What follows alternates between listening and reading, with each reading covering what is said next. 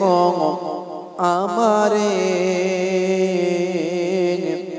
Corona कभू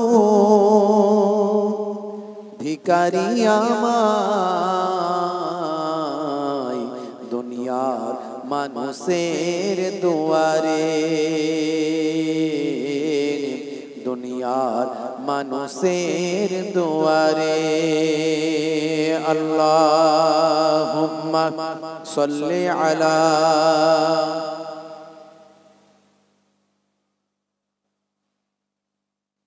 व अला आलि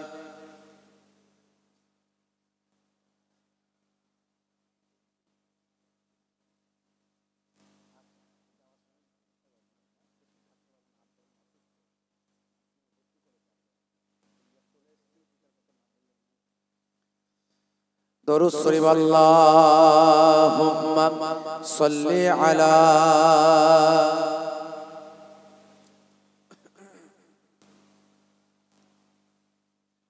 व अला आलि सय्यिदना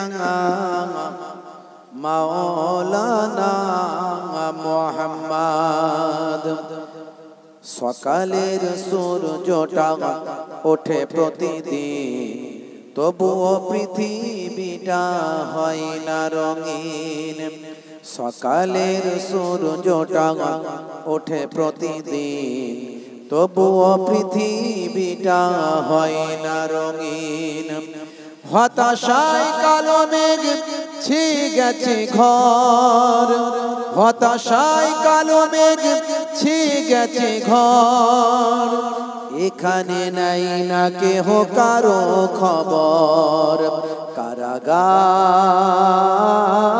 যে দুঃখ যাতনার জিন্দা কবর কারাগার যে দুঃখ যাতনার জিন্দা কবর আল্লাহুম্মা সাল্লি আলা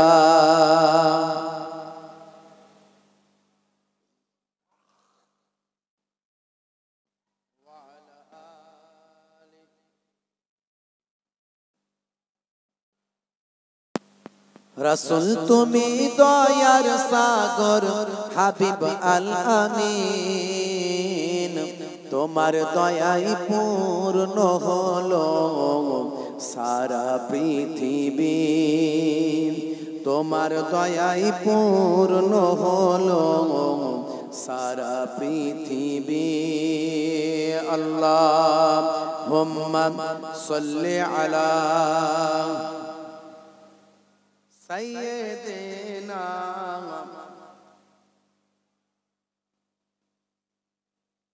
وعلى آل سيدنا मुझे कूफा वालों मुसाफिर न समझो मैं आया नहीं हूँ बुलाया गया हूँ मुझे कूफा वालों मुसाफिर न समझो मैं आया नहीं हूँ बुलाया गया हूँ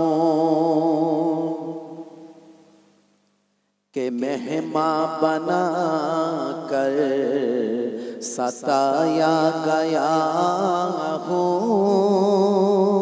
कि मेहमान बना कर सताया गया हूँ मैं रोया नहीं हूँ रुलाया गया हूँ मैं रोया नहीं हूँ रुलाया गया हूँ मुझे कूफा वालों मुसाफिर न समझो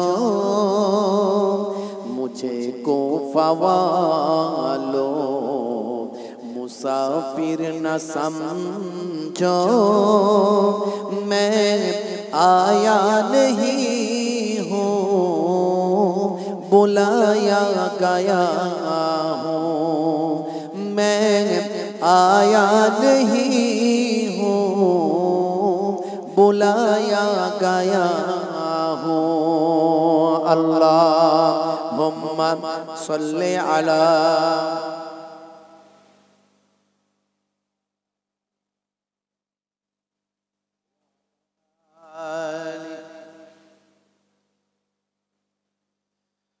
खुदा जाने कैसी है ये मिज़बानी, बहादुर पियासों का ये बंद पानी। खुदा जाने कैसी है ये मेज़बानी, बहादुर पियासों कई बंद पानी। मुकद्दर में है हौज़ कौसर का पीना, मुकद्दर में है हौज़ कौसर का पीना। मैं प्यासा नहीं हूँ, पिलाया गया हूँ।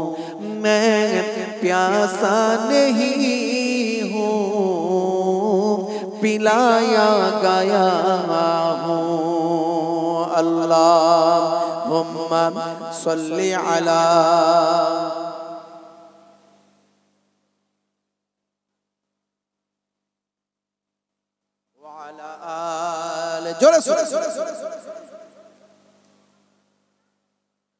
झुका था जो सरवर गाहे खुदा में, वही सर कलम हो गया करबला में।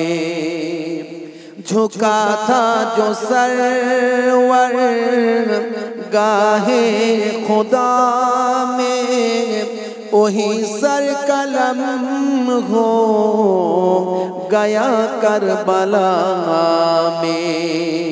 शहादत की मंजिल को पाया है मैंने, शहादत की मंजिल को पाया है मैंने। मैं मुर्दा नहीं हूँ, जिलाया गया हूँ।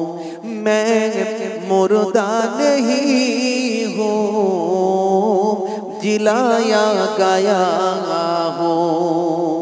मुझे कूफा वालों मुसाफिर न समझो, मैं आया नहीं हूँ, बुलाया गया हूँ। मैं आया नहीं हूँ, बुलाया गया हूँ। अल्लाहुम्मा सल्ली अला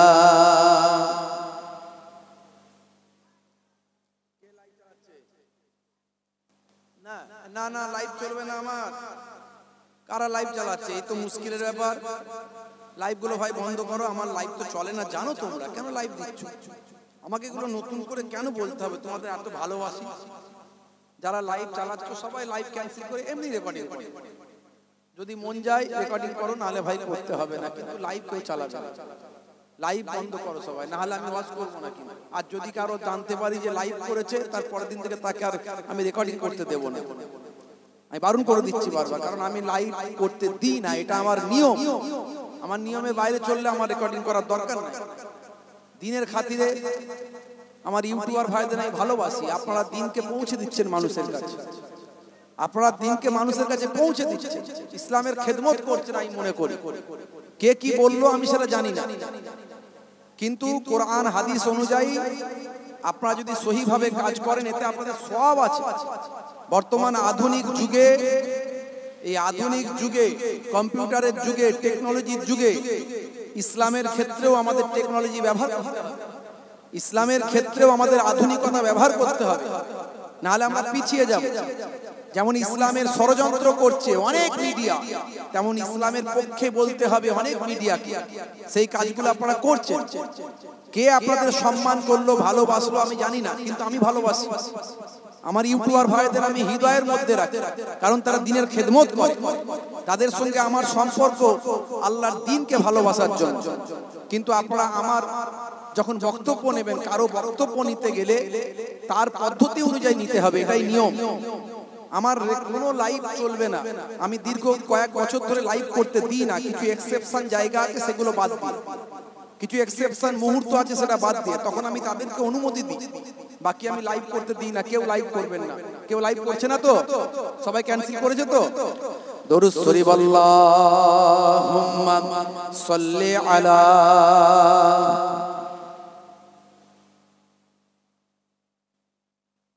ওয়া আলা আলি সাইয়্যিদিনা।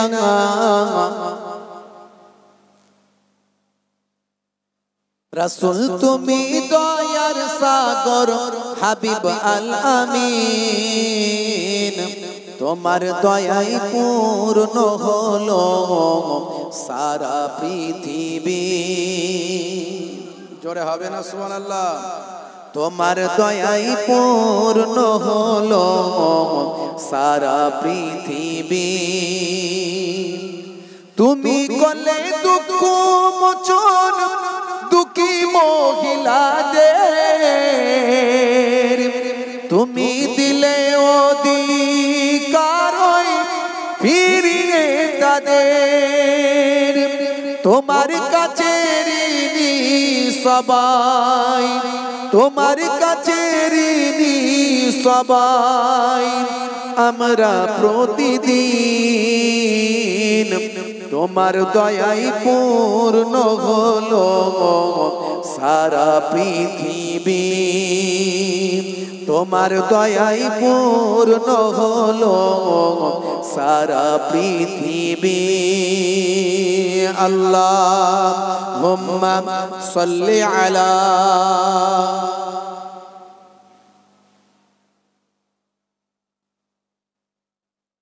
وعلى آله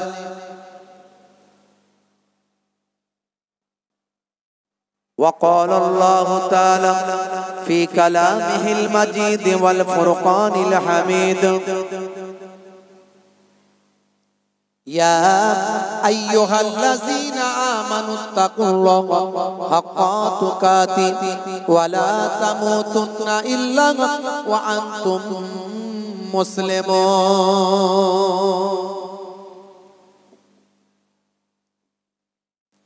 وقال الله تعالى أيضا في كتابه مخبرا ولا تقولوا لمن يقتل في سبيل الله أموات بل أحياء ولكن لا تشعرون. وقال الله تعالى أيضا في كتابه مخبرا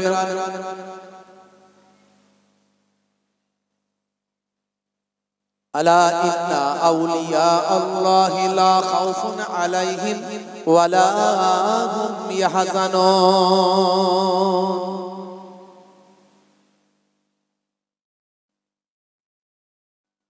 وقال الله تعالى أيضا في كتابه مخبرا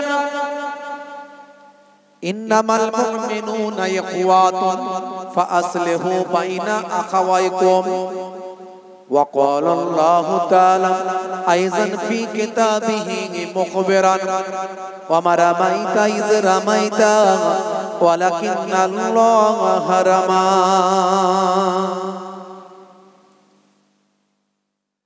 وقال النبي صلى الله عليه وسلم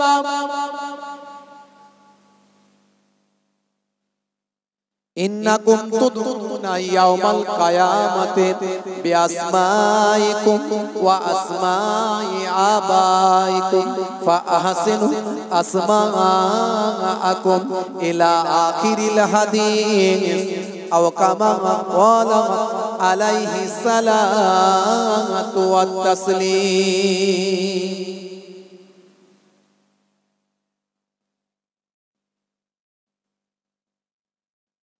وقال النبي صلى الله عليه وسلم سبع تجري للعبد بعد موتهم وهو في قبرهم من علم علما أو كسر نهرا أو حفر بيرا أو غرس نخلا أو بنى مسجدا أو ورث مصحفا أو ترك ولدا يستغفر له بعد موته إلى آخر الحديث أو كما قال عليه الصلاة والتسليم. وقال النبي صلى الله عليه وسلم سباب المسلم فسوق وقتاله كفر إلى آخر الحديث أو كما قال عليه الصلاة والسلام. শ্রদ্ধেয় সম্মানীয় আজকের সভার সভাপতি, সামনে উপবিষ্ট আমার দিন দরদি, ইসলাম দরদি, আমার বাপেরা, ভাইয়েরা, তরুণ যুবক বন্ধুরা, স্নেহের বাচ্চারা, অলক্ষ্যে অবস্থিতা ধার্মিকা আমার জননী মায়েরা, বোনেরা, মাইক্রোফোনের আওয়াজে কান লাগিয়ে আছেন জাতি, ধর্ম, বর্ণ নির্বিশেষে শ্রোতা বন্ধুরা, প্রত্যেককে আমি মোহেবুল্লাহ হুসাইনি, আপনাদের ভাই, ফুরফুরা দরবার শরীফ ছোট হুজুর পীর কেবলা রহমাতুল্লাহ আলাইহির মেয়ে ছেলে নাতি, মায়াপুর পীরনগরী হুজুর পীর কেবলা রহমাতুল্লাহ আলাইহির ছেলে ছেলে পোতা, দুই দরবারের, দুই খানদানের মেহমান হয়ে আপনাদের খেদমতে এসেছি। আপনারা অত্যন্ত ভালো মানুষ, নেক মানুষ, কমিটির ছেলেরা অত্যন্ত ভালো, তাই তারা পবিত্র মুহররম মাসের আশুরা উপলক্ষে আজকের এই জালসার মাহফিল করেছে। তা না হলে এখানে তো তারা অন্য কিছু করতে পারত। কথা ঠিক না ভুল? টাকা পয়সা খরচা আপনারা করবেন, আপনাদের যেটা মন চাই সেটা করতে পারেন, কিন্তু আপনারা তা না করে আল্লাহ এবং তার রাসূলকে খুশি করার জন্য সুহাদায়ে কারবালা হুজুরদের রুহানি নেক নজর, নেক ফয়েজ পাওয়ার জন্য আজকে সুহাদায়ে হুজুর কারবালা হুজুরদের আলোচনার মাহফিল করেছেন। কথা ঠিক না ভুল? কেন আমরা করলাম? কেন করার কি দরকার ছিল? খুব সংক্ষেপে আমি বলবো, সুহাদা হুজুরদের কথা খুব সংক্ষেপে বলবো, ডিটেইলস বলতে পারবো না। যদি ডিটেইলস বলতে হয়, যদি শুরু করতে হয় 522 থেকে শুরু করতে হবে, 622 থেকে শুরু করতে হবে, হিজরতের দিন থেকে শুরু করতে হবে। হিজরত হওয়ার পরে আল্লাহর নবী মদিনা শরীফে গিয়ে 10 বছর ছিলেন। এই 10 বছরই ইমাম হাসান, ইমাম হুসাইন হুজুরদের বেলাদাত হয়েছিল, জন্ম হয়েছিল। আল্লাহর নবীর ইন্তেকালের পরে আবু বকর সিদ্দিক রাদিয়াল্লাহু তাআলা আনহু 2 বছর কয়েক মাস খেলাফতি করেছিলেন। তারপরই খলিফা হলেন হযরতে ওমর ফারুক রাদিয়াল্লাহু তাআলা আনহু, তিনি 10 বছর খেলাফতি করলেন। তারপরে হযরতে ওসমান জিন্নুরাইন, তিনি 12 বছর খেলাফতি করলেন। তারপরে হযরতে আলী মুর্তজা কারামাল্লাহু ওয়াজহু, তিনি 5 বছর কয়েক মাস খেলাফতি করলেন। এখন 4 খলিফার কথা যদি আলোচনা করি তো ওইখানেই তো শেষ হয়ে যাবে সময়। কথা ঠিক না ভুল? তারপরে আবার আমিরে মাবিয়া রাদিয়াল্লাহু তাআলা আনহুর একটা পাঠ চলে এলো। তিনি কেমন করে গভর্নর হলেন, দামেস্কে কেন গেলেন, সেখানে কিভাবে গিয়ে দামেস্কের অধিপতি হলেন, কিভাবে সেখানে গভর্নর হলেন, এই আলোচনা করতে গেলে এটা আবার একটা পাঠ। তারপরে কেন এজিদ, কেন তারপর গভর্নর হলো, ইমাম হাসান হুজুর না হয়ে এজিদ কেন হলো, এই যে মত পার্থক্য, এগুলো নিয়ে আলোচনা করলে ওটা একটা পাঠ। বুঝতে পারছেন কত বড় ঘটনা। তারপরে হযরত ইমাম হাসান রাদিয়াল্লাহু তাআলা আনহুর বিবাহ সংক্রান্ত ব্যাপার নিয়ে বিস্পান করানো হলো, তিনি শহীদ হয়ে গেলেন। তারপরে আবার ইমাম হোসেন রাদিয়াল্লাহু তাআলা আনহু তিনি থাকতে লাগলেন। এই যে টোটাল ঘটনা, তারপর কারবালা ময়দান পর্যন্ত পৌঁছে গেল। ইমাম হোসেন রাদিয়াল্লাহু তাআলা আনহু যখন ইন্তেকাল করলেন তখন 61 হিজরি। বুঝতে পারছেন, ওনার জন্ম হলো 4 হিজরি আর ইন্তেকাল হলো 61 হিজরি। এই টোটালটা আলোচনা করতে গেলে অনেক সময়। ইন্টারনেটে আমার আছে বক্তব্য, 2.5 থেকে 3 ঘন্টার একটা শর্টকাট কেটে কুটে বক্তব্য আছে, সেটা পরিপূর্ণ মোটামুটি বলা যেতে পারে, আপনারা ধারাবাহিক সেখানে শুনতে পাবেন। এছাড়া অনেক আলেম ওলামারা বলেন। আমি বরকতান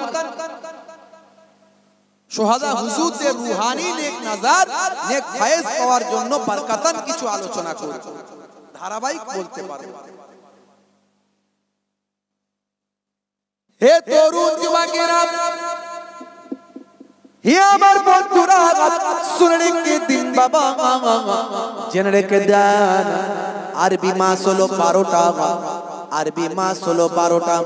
এই 12টা মাসের মধ্যে মুহররম মাস হলো প্রথম মাস।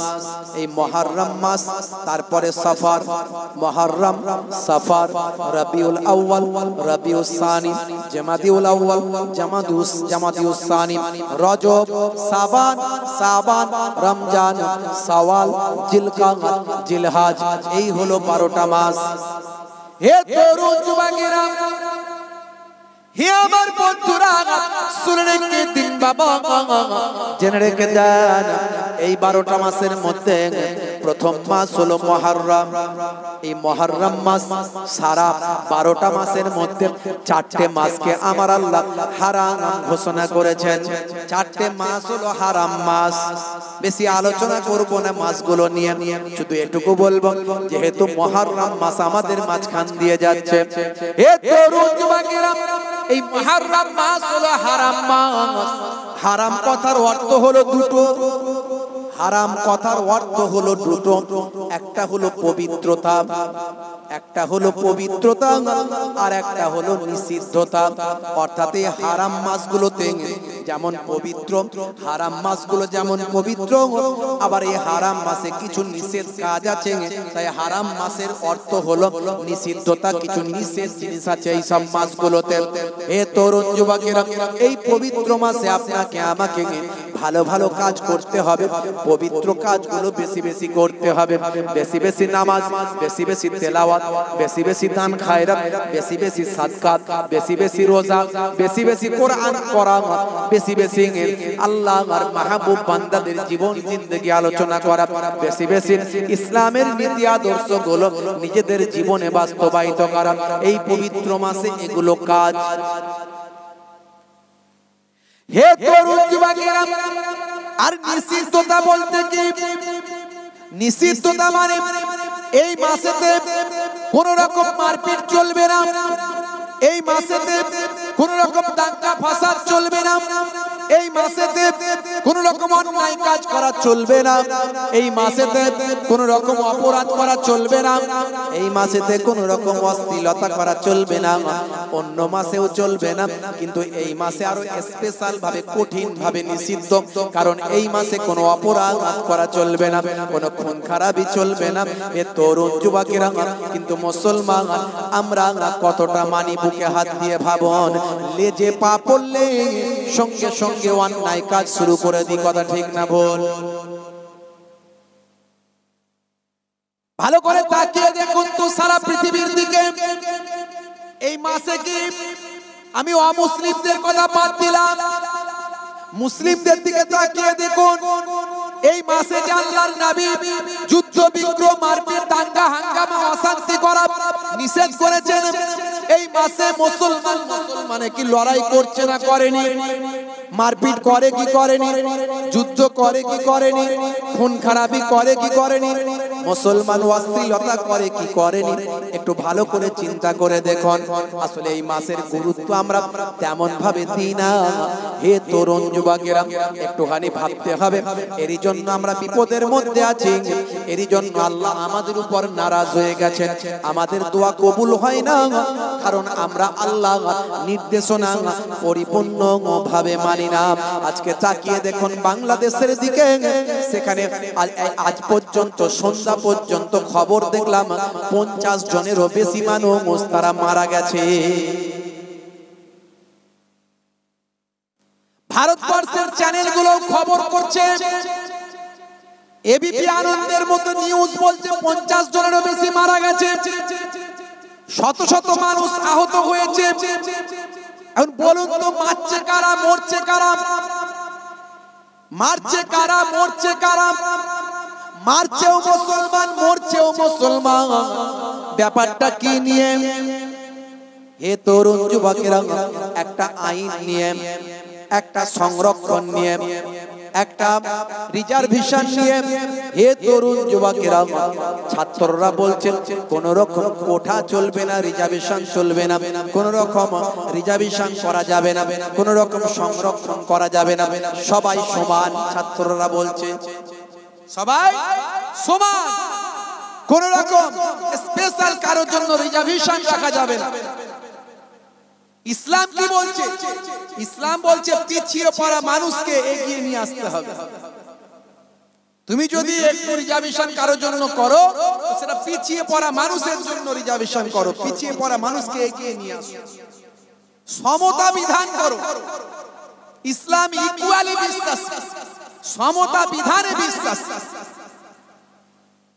বাংলাদেশে যেটা হচ্ছে সেটা হলো কিছু কম বেশি প্রায় 56% শুধু কোঠা রাখা আছে, এদের জন্য কোঠা, ওদের জন্য কোঠা।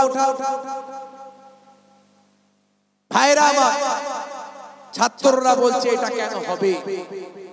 এই কোঠা আন্দোলন করতে গিয়ে সারা বাংলাদেশে আজকে ভাই আমার কিছু কম বেশি 40, 50, 60টা জেলাতে আজকে লড়াই চলছে, প্রতিরোধ চলছে, আন্দোলন চলছে, গুলি গলা চলছে। ভাই কাদের গুলি হচ্ছে, কারা মরছে? যারা গুলি করছে পুলিশ মহাশয় যারা আছেন, পুলিশ বাবুরা যারা আছেন, তাদেরই ঘরে সন্তানরা তো কেউ না কেউ ছাত্র। ছাত্ররা তো ভুল করতেই পারে, ছাত্রদেরকে ডেকে নিয়ে এসে বোঝাতে হবে। এত দূর এগোনোর তো দরকার ছিল না। কথা ঠিক না ভুল? ভাইরা আমার, মাননীয় প্রধানমন্ত্রীকে আমি সম্মান করি, তিনি একজন মেরিট মানুষ, মেধা তার অনেক, কিন্তু বিষয়টাকে এত দূর বাড়তে দেওয়া তার তো উচিত হয়নি। তিনি আরো আগে কন্ট্রোল করতে পারতেন। এই কোঠা নিয়ে যখন এত বড় আন্দোলন হচ্ছে, গুলি কাকে মারছেন, কতজন মারা গেল? আবু সাইদ বলে একটা ছেলে, আপনারা দেখেছেন ইন্টারনেটে ভাইরাল, বুকটাকে পেতে দিয়েছে, বলছে চালাও গুলি, আর সত্যি গুলি চালিয়ে দিয়েছে। মারছে মুসলমান, মরছে মুসলমান। হাই রে হাই! কোরআন বলছে ইন্নামাল মুমিনুনা ইখওয়াতুন, মুমিনরা হলো একে অপরের ভাই। ফাসলিহু বাইনা আখাওয়াইকুম, যখন দ্বন্দ্ব হবে ইসলাহ করো, বসে ফয়সালা করো। বন্ধুরা আমার, তরুণ যুবকেরা আমার, মুরব্বিয়ানেরা আমার, এই এতগুলো মানুষ মারা যাচ্ছে, এখন দাউ দাউ করে বাংলাদেশ জ্বলছে, কত গাড়ি ঘোড়া সব পুড়ছে, তার রেস পৃথিবীর বিভিন্ন জায়গাতে ছড়িয়ে যাচ্ছে, বিদেশের মাটিতেও সেখানেও প্রতিবাদ হচ্ছে, এমনকি আমাদের কলকাতাতেও হয়েছে। আপনারা দেখেছেন। বন্ধুরা আমার, তরুণ যুবকেরা আমার, ছাত্রদেরকে বলবো উগ্রতা বর্জন করুন। আর বাংলাদেশের যদি প্রশাসনের কাছে আমার কোনো খবর পৌঁছায়, আমার বক্তব্য পৌঁছায়, আমি বলবো যে আপনারা তাড়াতাড়ি দ্রুত কোঠা প্রথা বাতিল করুন। কোঠা প্রথা বাতিল করে সবাইকে ইকুয়াল করুন। যদি একান্ত কোঠা দিতে হয়, তাহলে অর্থনৈতিকভাবে পিছিয়ে পড়া মানুষদের অর্থনৈতিকভাবে দেখে বিচার করে তাদের এগিয়ে নিয়ে আসার ব্যবস্থা করুন। কিন্তু এইভাবে রিজার্ভেশন বাতিল করে ছাত্রদের কথা মান্যতা দিন, কারণ ছাত্ররাই হলো আগামী দিনের ভবিষ্যৎ। আজকে মারছে মুসলমান, মরছে মুসলমান। ইমাম হুসাইন রাদিয়াল্লাহু তাআলা আনহু কারবালা হুজুরদের, সোহাদা হুজুরদের শহীদ করেছিল কারা? বুকে হাত দিয়ে বলুন তো দেখি, কারা সোহাদা হুজুরদের শহীদ করেছিল? কারা কারা শহীদ করেছিল? এজিদ বাহিনী, এজিদের দল, ওবাইদুল্লাহ বিন জিয়াদের দল। তারা কারা? তারা কোনো খ্রিস্টান ছিল না, তারা কোনো ইহুদি ছিল না, তারা কোনো অমুসলিম ছিল না, তারা সব মুসলমান ছিল।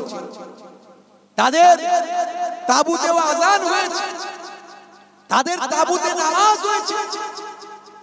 তারা আযান নামাজ পড়ে রাসূলের কলিজার টুকরা, যে রাসূলের নামে কালেমা পড়েছে, যে রাসূলের নামটা আযানে উচ্চারণ করেছে, যে রাসূলের নামটা তাশাহুদে পড়তে হয়েছে, সেই রাসূলের টুকরা, কলিজার টুকরা নাতিদেরকে তারা শহীদ করেছে।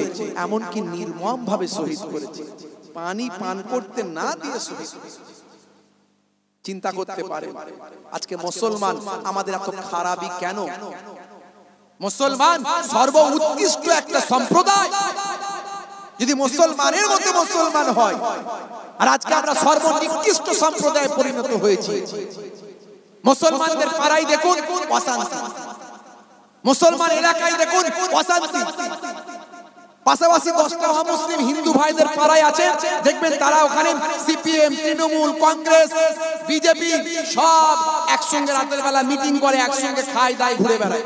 আর মুসলমান পাড়ায় এক চাচতো ভাই, এক ফুফুতো ভাই, এই দল করে ওই দল করে, দুজনে একে অপরের কথা নাই, এর বিয়ে বাড়িতে যায় না, এর ওর সঙ্গে আত্মীয়তা নাই, এর বাড়িতে যাতায়াত বন্ধ করেছে, একই রক্তের সম্পর্ক। পলিটিক্স, পার্টি, দল, মত, সিলসিলা, মাযহাব এই সব করে নিজেদের মধ্যে কথা বলা নাই, দ্বন্দ্ব, মারপিট, ঝগড়া, অশান্তি আছে না নাই? বিশ্বাস, মহাব্বত, আকীদা, মাযহাব, পার্টি, পলিটিক্স নিজের বুকে রাখুন। বাইরের বাহ্যিকটা ইসলাম বলেছে মুসলমান মুসলমানের ভাই, এটাকে মান্যতা দিন, জীবনটা ধন্য হয়ে যাবে, দ্বন্দ্ব হবে না, এলাকায় অশান্তি হবে না। এক শ্রেণীর মানুষ তো চাইবে সবসময় তোমরা অশান্তি করো, কিন্তু আল্লাহ আমাদের দিমাগ দিয়েছে না দেয়নি, বুদ্ধি দিয়েছে না দেয়নি? হে তরুণ যুবকেরা, হে আমার মুরব্বিয়ানিরা, শুনে রেখে দিন বাবা, জেনে রেখে দেন হে মুসলমান, একটুখানি লক্ষ্য করুন বাবা, একটুখানি খেয়াল করুন। আমি আপনাদের মাঝখানে কারবালা ময়দানের গুরুত্ব, তাৎপর্য নিয়ে একটু আলোচনা করি, খুব সংক্ষেপে বলি। হে তরুণ যুবকেরা, কারবালা ময়দান আমাদের কি শিক্ষা দিল, কারবালা ময়দান আমাদের কি শেখালো, আপনাদের মাঝখানে একটুখানি আলোচনা করে দিই বাবা। বন্ধুরা আমার, তরুণ যুবকেরা আমার, এই কারবালা ময়দানের প্রেক্ষাপটটা তৈরি হয়ে গিয়েছিল অনেক অনেক আগে, যখন হযরত ইমাম হাসান, হযরত ইমাম হুসাইন বাচ্চা বয়স, সেই সময়তেই আল্লাহর নবীকে কারবালা ময়দানের সংবাদ দিয়ে দেওয়া হয়েছিল। ইমাম হাসান ছোট, তখন থেকে কারবালা ময়দানের সংবাদ, শুহাদায়ে কারবালা হুজুরদের সংবাদ, ইমাম হুসাইন হুজুর যে শহীদ হবে, ইমাম হাসান হুজুর যে শহীদ হবে, এই সংবাদ আল্লাহর নবীর কাছে পৌঁছে দেওয়া হয়েছে। বন্ধুরা আমার, তরুণ যুবকেরা আমার, হে আমার মুরব্বিয়ানিরা, শুনে রেখে দিন বাবা, জেনে রেখে দেন হে মুসলমান, একটু লক্ষ্য করুন, একটুখানি খেয়াল করুন বাবা। আল্লাহর নবী, আল্লাহর রাসূলের একজন মহাব্বতের সাহাবী ছিলেন, নাম হলো হযরত দাহিয়াতুল কালবি রাদিয়াল্লাহু তাআলা আনহু। দাহিয়াতুল কালবির ঘটনা আমি বলবো না, দাহিয়াতুল কালবির ঘটনা অনেক লম্বা। তিনি ছিলেন কুফফারদের সরদার, কুফফারদের নেতা। এই নেতা হওয়ার কারণে মানুষকে, ভাইরা আমার, তরুণ যুবকেরা আমার, মুরব্বিয়ানেরা আমার, এই নেতৃত্ব নেওয়ার কারণে তাকে জীবনে অনেক অন্যায় কাজ করতে হয়েছিল।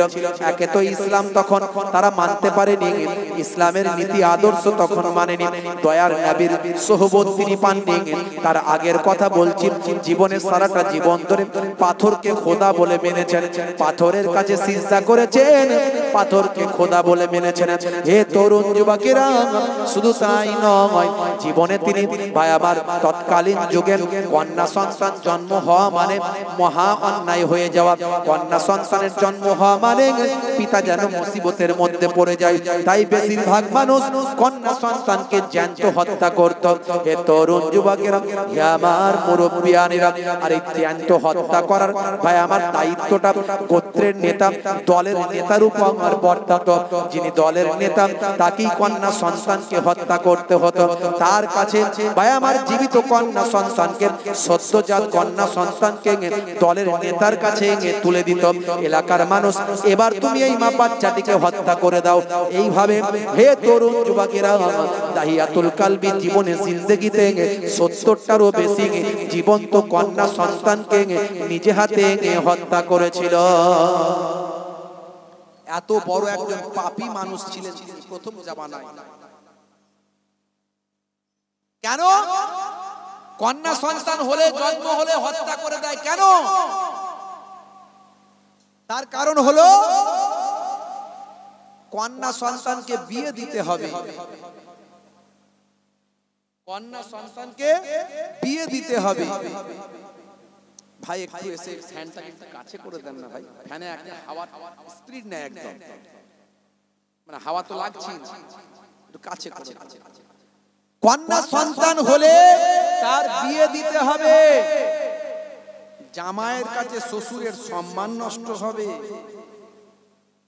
তখনকারের মানুষ এতটাই অ্যাগ্রেসিভ, এতটাই ভয়ঙ্কর, মাইট ইজ রাইট, জোজ্জার মুল্লুকদার, এতটাই বদমাইশ ছিল।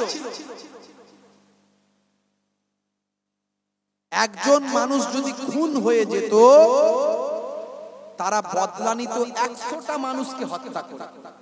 একজনের পরিবর্তে 100 জনকে হত্যা করলে তবে তাদের মন ঠান্ডা হতো, জান ঠান্ডা হতো।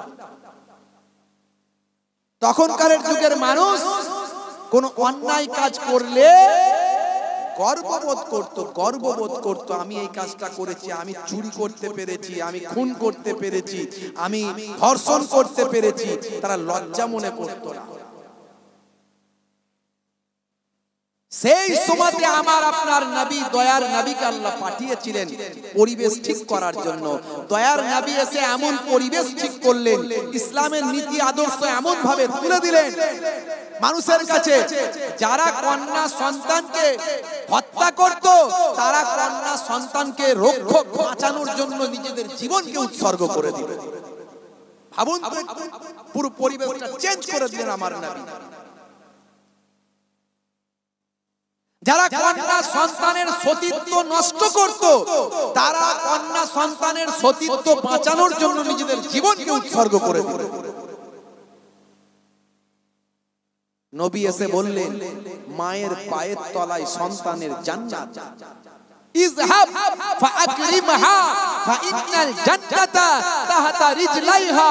যাও, তোমার মায়ের সম্মান করো, কারণ তোমার মায়ের পায়ের তলায় তোমার জান্নাত। জোরে হবে না? জোরে হবে না ভাঙরের মানুষ? একটু কথাগুলো বোঝার চেষ্টা করুন। সেই সময়কার কথা আমি বলছি। আজও কন্যা সন্তানের জন্ম হলে সেই জাহেলিয়াত যুগের ছোঁয়া আমাদের মধ্যে আছে। অনেক পিতার মন খারাপ করে, কথা ঠিক না ভুল? মেয়ের জন্ম হয়ে গেল, ছেলে হলে ভালো হতো, আমার একটা লাঠি হতো। সর্বনাশ, ছেলের জন্ম হলে নাকি লাঠি হবে, বাপের লাঠি। বুঝতে পারছেন? যেই ছেলের বয়স 16 বছর হলো, তাকে পাঠিয়ে দিল কাজে। যা বাবা, কাজ করে খা, একটু ইনকাম করে দে বাবা, আমার বয়স হয়ে গেছে। কত বয়স চাচা? বলে 42 বছর। 42 বছর বয়সে তুমি রিটার্ন নিয়ে নিলে? বলে হ্যাঁ। আর কত খাটবো? এবার ছেলেরা খাচ্ছে, ছেলেদের পয়সায় খাচ্ছে, চায়ের দোকানে বড় বড় বুকনি দিচ্ছে। ছেলেদের পয়সায় খাচ্ছে, বাপ চায়ের দোকানে বড় বড় ডায়লগ দিচ্ছে। জানো, আমার ছেলে আজকে 26 ইঞ্চি টিভি কিনে নিয়ে এসছে। উনি সর্বনাশ। আর ইসলাম বলেছিল, যতক্ষণ পর্যন্ত তোমার শরীরের তাকত থাকবে, যতক্ষণ পর্যন্ত তোমার শরীরের ক্ষমতা থাকবে, ততক্ষণ পর্যন্ত তুমি নিজে পরিশ্রম করো, খেটে খাও, খেটে ইনকাম করো, নিজে হাতে হালাল কামাই অর্জন করো। কখনো হারাম কামাই অর্জন করবে না। গায়ে গতরে খেটে পরিশ্রম করে যে খেলো সে হালাল খাদ্য খেলো। জোরে হবে না বন্ধুরা আমার? তরুণ যুবকেরা, ছেলের জন্ম হয়েছে, বাপ মিষ্টির প্যাকেট নিয়ে গোটা এলাকায় দৌড়াচ্ছে, মিষ্টি খাও, মিষ্টি খাও, আমার ছেলে হয়েছে, আমার ছেলে হয়েছে। আমি অত বেশি হয়েও না খুশি, অত বেশি হয়েও না খুশি। ওই ছেলে বড় হলে মারবে তোমায় খুশি। খুশি না হয়ে বরং ছেলেটাকে কি করে মাদ্রাসায় দিয়ে মানুষের মতো মানুষ করব এই চেষ্টা কর। নবী বলছেন আও তারাকা ওয়ালাদান ইস্তাগফির লাহু বাদা মাউতিহি, নেক সন্তানের জন্ম হলে ওই নেক সন্তান যদি পৃথিবীতে রাখতে পারো, এই ওই নেক সন্তানের ওসিলায় বাপ মা কবরে পড়ে পড়ে কিয়ামত পর্যন্ত সওয়াব পেতে থাকবে। এটা হলো সাদকায়ে জারিয়া। তোমার সন্তানটাকে ছোটবেলায় মাদ্রাসায় দাও, মক্তবে দাও, ছোট্টবেলায় একটুখানি তাকে আল্লাহর কালামুল্লাহ পাক শিখিয়ে দাও, নামাজ শিখিয়ে দাও, পিতামাতার হক হুকুকগুলো শিখিয়ে দাও, মায়ের খেদমত বাপের খেদমত শিখিয়ে দাও, পাক নাপাকটা শিখিয়ে দাও, জায়েজ নাজায়েজটা জানিয়ে দাও। তারপর তোমার ছেলের ব্রেন ভালো, মাথা ভালো, বুদ্ধি ভালো, তাকে ডাক্তার করো, তাকে ইঞ্জিনিয়ার করো, তাকে হায়ার এডুকেটেড করো। তার পড়াশোনাকে চেপে রেখো না, নিজে না খেয়ে হলেও সন্তানকে পড়াও। কারণ ওই ছেলেটা বড় হয়ে যদি ডাক্তার হয়, ওই ছেলেটা বড় হয়ে যদি ইঞ্জিনিয়ার হয়, ওই ছেলেটা বড় হয়ে যদি সায়েন্টিস্ট হয়, তোমার মুখ উজ্জ্বল করবে, তোমার গ্রামের মুখ উজ্জ্বল করবে, তোমার দেশের মুখ উজ্জ্বল করবে। আর ছোটবেলায় তার মধ্যে যদি ঈমানি চেতনা দেওয়া হয়, পাক না পাক, জায়েজ না জায়েজ, হারাম হালাল, নামাজ রোজার যদি জিনিসটা যদি ঢুকিয়ে দেওয়া হয়, ওই ছেলেটার ওসিলায় বাপ মা কবরে পড়ে পড়ে কিয়ামত পর্যন্ত সওয়াব পাবে।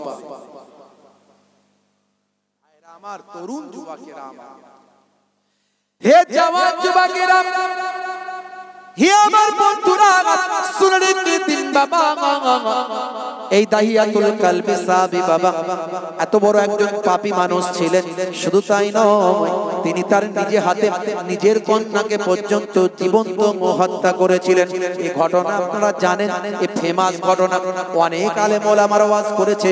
এই কথা আমি আপনাদের মাঝখানে বলবো না। বন্ধুরা আমার, তরুণ যুবকেরা আমার, আমি যেটা বলবো, হে তরুণ যুবকেরা শুনে রেখে দেন, কারবালা ময়দানের প্রেক্ষাপট, হযরত ইমাম হাসান হুজুর ইন্তেকালের শহীদের প্রেক্ষাপট অনেক আগে ছোটবেলাতেই সংবাদটা, খবরটা আল্লাহর নবীর কাছে এসেছিল। বন্ধুরা আমার, তরুণ যুবকেরা আমার, শুনে রেখে দেন, ভাইরা আমার, মুরব্বিয়ানেরা আমার, সে হযরতে দাহিয়াতুল কালবি সাহাবী আল্লাহর নবীর সন্ধান পেয়ে যখন তার চেতনা জাগলো, যখন তার মনে হলো আমি অন্যায় কাজ জীবনে অনেক করেছি, আল্লাহর নবীর সংবাদ পেয়ে নবীর কাছে এসে আত্মশুদ্ধি করার জন্য এলো, প্রায়শ্চিত্ত করার জন্য এলো, আল্লাহর নবীর কাছে তওবা করার জন্য এলো। হে তরুণ যুবকেরা, দয়ার নবীর কাছে এসে নিজের জীবনের জিন্দেগির কথাগুলো খুলে বলল। এমন কি কেমন করে নিজের কন্যা সন্তানকে নিজে হাতে হত্যা করেছেন সেইটা তিনি খুলে বললেন। এমন করুণ হৃদয় বিদারক ঘটনা শুনে তিনি কাঁদতে লাগলেন, বলতে বলতে তিনি কেঁদে ফেললেন। আর দয়ার নবী দাহিয়াতুল কালবির মুখে ওই ঘটনাখানা শুনে নবী আমার কাঁদতে লাগলেন। আল্লাহ নবীও কেঁদেছিলেন দাহিয়াতুল কালবির ঘটনাখানা শুনে। হে তরুণ যুবকেরা, আল্লাহর নবীর কাছে হযরত দাহিয়াতুল কালবি সাহাবী বলতে লাগলেন, ইয়া রাসূলুল্লাহ, হাবিবাল্লাহ, এত বড় বড় অন্যায় করেছি জীবনে, এতগুলো বছর পাথরের কাছে সিজদা করেছি, খোদা বলে মেনেছে। আর জীবনে এতগুলো জীবন্ত কন্যা সন্তান, সদ্যজাত সন্তানকে নিজে হাতে হত্যা করেছে।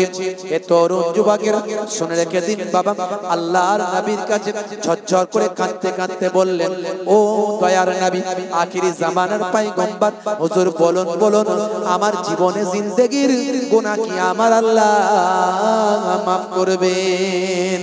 আল্লাহ বলেছেন, হে দুনিয়ার মানুষ শুনে রেখে দাও, তোমরা জীবনে যত বড় অন্যায় করে ফেলো না কেন, যদি তোমরা অনুতপ্ত হও, যদি তোমরা প্রায়শ্চিত্ত করতে চাও, যদি তোমরা ক্ষমা পেতে চাও, তাহলে আমার দরবারে ফিরে আসো।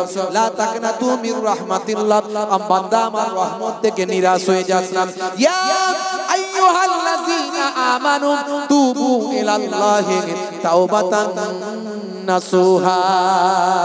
হে দুনিয়ার মানুষ শুনে রেখে দাও, যত বড়ই পাপ করে ফেলো না কেন, যত বড় অন্যায় কাজ করে ফেলো না কেন, যখন বান্দা আমার কাছে তাওবাতান নাসুহা করে, অন্তর থেকে যখন মাফ চায়, অন্তর থেকে যখন গুনাহ থেকে মাফি পেতে চায়, অন্তর থেকে যখন তওবা করে, আমি আল্লাহ তাআলা তার জীবনের জিন্দেগির গুনাহগুলোকে মাফ করে দিই। জোরে হবে না? জোরে হবে না? আজকের এই পবিত্র দিনে আমরা যদি তওবা করি অন্তর থেকে, আল্লাহ নিশ্চয় আমাদের জীবনের গুনাহ মাফ করে দেবেন। ভাইরা আমার, তরুণ যুবকেরা আমার, দাইয়াতুল কালবি চুপ করে বসে আছেন, চুপ করে দাঁড়িয়ে আছেন। হুজুর আমার গুনাহ কি মাফ হবে? দয়ার নবী কিছু বলছেন না, আল্লাহর নবী চুপ করে আছেন, এখনো কিছু বলছেন না। কোরআন মাজিদ আল্লাহ রাব্বুল আলামিন জানিয়ে দিয়েছেন, এ দুনিয়ার মানুষ শুনে রেখে দাও, মা ইয়ান্তিকু আনিল হাওয়া ইন হুয়া ইল্লা ওয়াহিয়ুন ইউহা। আমার নবী নিজের ইচ্ছায় কোনো কথা বলেন না। এ দুনিয়ার মানুষ শুনে রেখে দাও, যতক্ষণ না আমি আল্লাহ ওহী দিয়ে না জানিয়ে দিই। জোরে হবে না? আরে জোরে হবে না? আমার আপনার নবী নিজের ইচ্ছায় কোনো কথা বলেন না। মানে নবী যে কথাগুলো বলেছেন হাদিস, সেগুলো নবীর কথা মানে কি হাদিস? সেগুলো সব আল্লাহরই কথা, নবীর মুখ থেকে বেরিয়েছে। কথা ঠিক না ভুল? ভাইরা আমার, তরুণ যুবকেরা আমার, কিছু মানুষ বলছে শুধু এই হাদিসগুলো নেবো, ওগুলো নেবো না। বললে ঈমান থাকবে? বললে ঈমান থাকবে? নবীর সব কথা নিতে হবে, কোনো কথা বাদ দিলে হবে না। সব কথা মানতে হবে, জানতে হবে, শুনতে হবে। হে তরুণ যুবকেরা, হে আমার বন্ধুরা, হে আমার মুরব্বিয়ানেরা, এমন সময় ফেরেশতা জিবরাইল আলাইহিস সালাম এসে হাজির হলেন। জিবরাইল আলাইহিস সালাম এসে হাজির হয়ে দয়ার নবীকে বলতে লাগলেন, ইয়া রাসূলুল্লাহ, হাবিবাল্লাহ, আমার আল্লাহ আপনার ওই সাহাবীর জীবনে জিন্দেগির গুনাহগুলো মাফ করে দিয়েছেন। ইসলাম মিটা দেতা হে আগলে গুনাহোं को, ইন্নাল ইসলাম ইয়াহদিমু মা কানা কাবলাহু ওয়া ইন্নাল হিজরাতা তাহদিমু মা কানা কাবলাহা ওয়া ইন্নাল হজ্জা ইয়াহদিমু মা কানা কাবলাহু। ইসলাম মিটা দেতা হে আগলে গুনাহোं को। হে তরুণ যুবকেরা, হে আমার মুরব্বিয়ানেরা, শুনে রেখে দিন বাবা, জেনে রেখে দেন, হজ তার পূর্বের জীবনের গুনাহগুলো মাফ করে দেয়। মনে রাখবেন, হজ তার পূর্বের জীবনের গুনাহগুলো মাফ করে দেয়। তিনটে জিনিস ভালো করে খেয়াল রাখবেন। যদি কেউ ইসলাম কবুল করে, যদি কেউ ইসলাম মেনে চলে, যদি কেউ ইসলাম গ্রহণ করে, আমার আল্লাহ তার পূর্বের জীবনের গুনাহগুলো মাফ করে দেন। এক নাম্বার, আর যে বান্দা আন্তরিকতার সঙ্গে হজটা করবে, একবার হজ করবে আন্তরিকতার সঙ্গে, আল্লাহ আমার উপর হজ ফরজ করেছেন। জীবনে অনেক জেনে অজেনে, ইচ্ছায় অনিচ্ছায় গুনাহ করে ফেলেছি, আজ আমি হজ করব, আমার আল্লাহ জীবনের গুনাহ মাফ করে দেবেন। এই যদি যে বান্দা হজ করবে জীবনে একবার, হে তরুণ যুবকেরা, দয়ার নবী বলেন, আমার আল্লাহ তাআলা হজ করার পূর্বে জীবনের গুনাহ মাফ করে দেন। আর যদি কোনো বান্দা বান্দি ইসলামের জন্য, কোরআনের জন্য, রাসূলের জন্য, আল্লাহর জন্য, হে তরুণ যুবকেরা, দ্বীনের জন্য যদি তাকে হিজরত করতে হয়, দ্বীনের জন্য, ইসলামের জন্য, কোরআনের জন্য এক জায়গা থেকে অন্য জায়গায় চলে যেতে বাধ্য হতে হয়, একে বলা হয় ইসলামের পরিভাষায় হিজরত। যদি কেউ হিজরত করে ইসলামের জন্য, কোরআনের জন্য, নবীর জন্য, যদি কোনো বান্দাকে হিজরত করে এক জায়গা থেকে অন্য জায়গায় যেতে হয়, হিজরতের পূর্বে যত গুনাহ ছিল আমার আল্লাহ তাআলা সমস্ত গুনাহগুলো মাফ করে দেয়। তিনটে গুনাহ আল্লাহ মাফ করে দেন, তিনটে জিনিসে জীবনের গুনাহ মাফ হয়ে যায়। এক হচ্ছে ইসলাম যদি কেউ কবুল করে তার পূর্বের গুনাহ আল্লাহ মাফ করবে। দুই হচ্ছে হজ যদি কেউ করে নিয়ত করে, অনেকে হজ করতে যায় মার্কেটিং করতে, বুঝতে পারছেন কি করতে যায়, অনেক পয়সা, কি করবে, অনেক পয়সা, আমার আপনার পয়সা যা, তাতে হজ করতে গেলে অনেক দিন ধরে টাকা জমিয়ে যেতে হবে, বুঝতে পারছেন, 5 লাখ 6 লাখ টাকা খরচা কম বেশি, অনেক জমি যেতে হবে। আর যেসব লোকের দিনে 1 লাখ 2 লাখ টাকা ইনকাম, তার কদিন লাগবে হজ করতে? দূর বাবু, একটু ঘুরে আসি, লোকে হজ করতে যাই, একটু দেখে আসি কি আছে ওখানে, আর ঘোরাও হবে, আর একটা মার্কেটিংও করা হবে, আর ডিগ্রিও একটা হবে, এলি হাজি সাহেব। কথা ঠিক না ভুল? খালি বলছে আমি হাজি সাহেব, আমি হাজি সাহেব, কথা ঠিক না ভুল? রাগ করবেন না বাবা, মুরব্বিয়ানিরা, আমার তরুণ যুবক, আমি এর আগেও বলেছি বুড়ো বয়সে হজ করতে যাবেন না।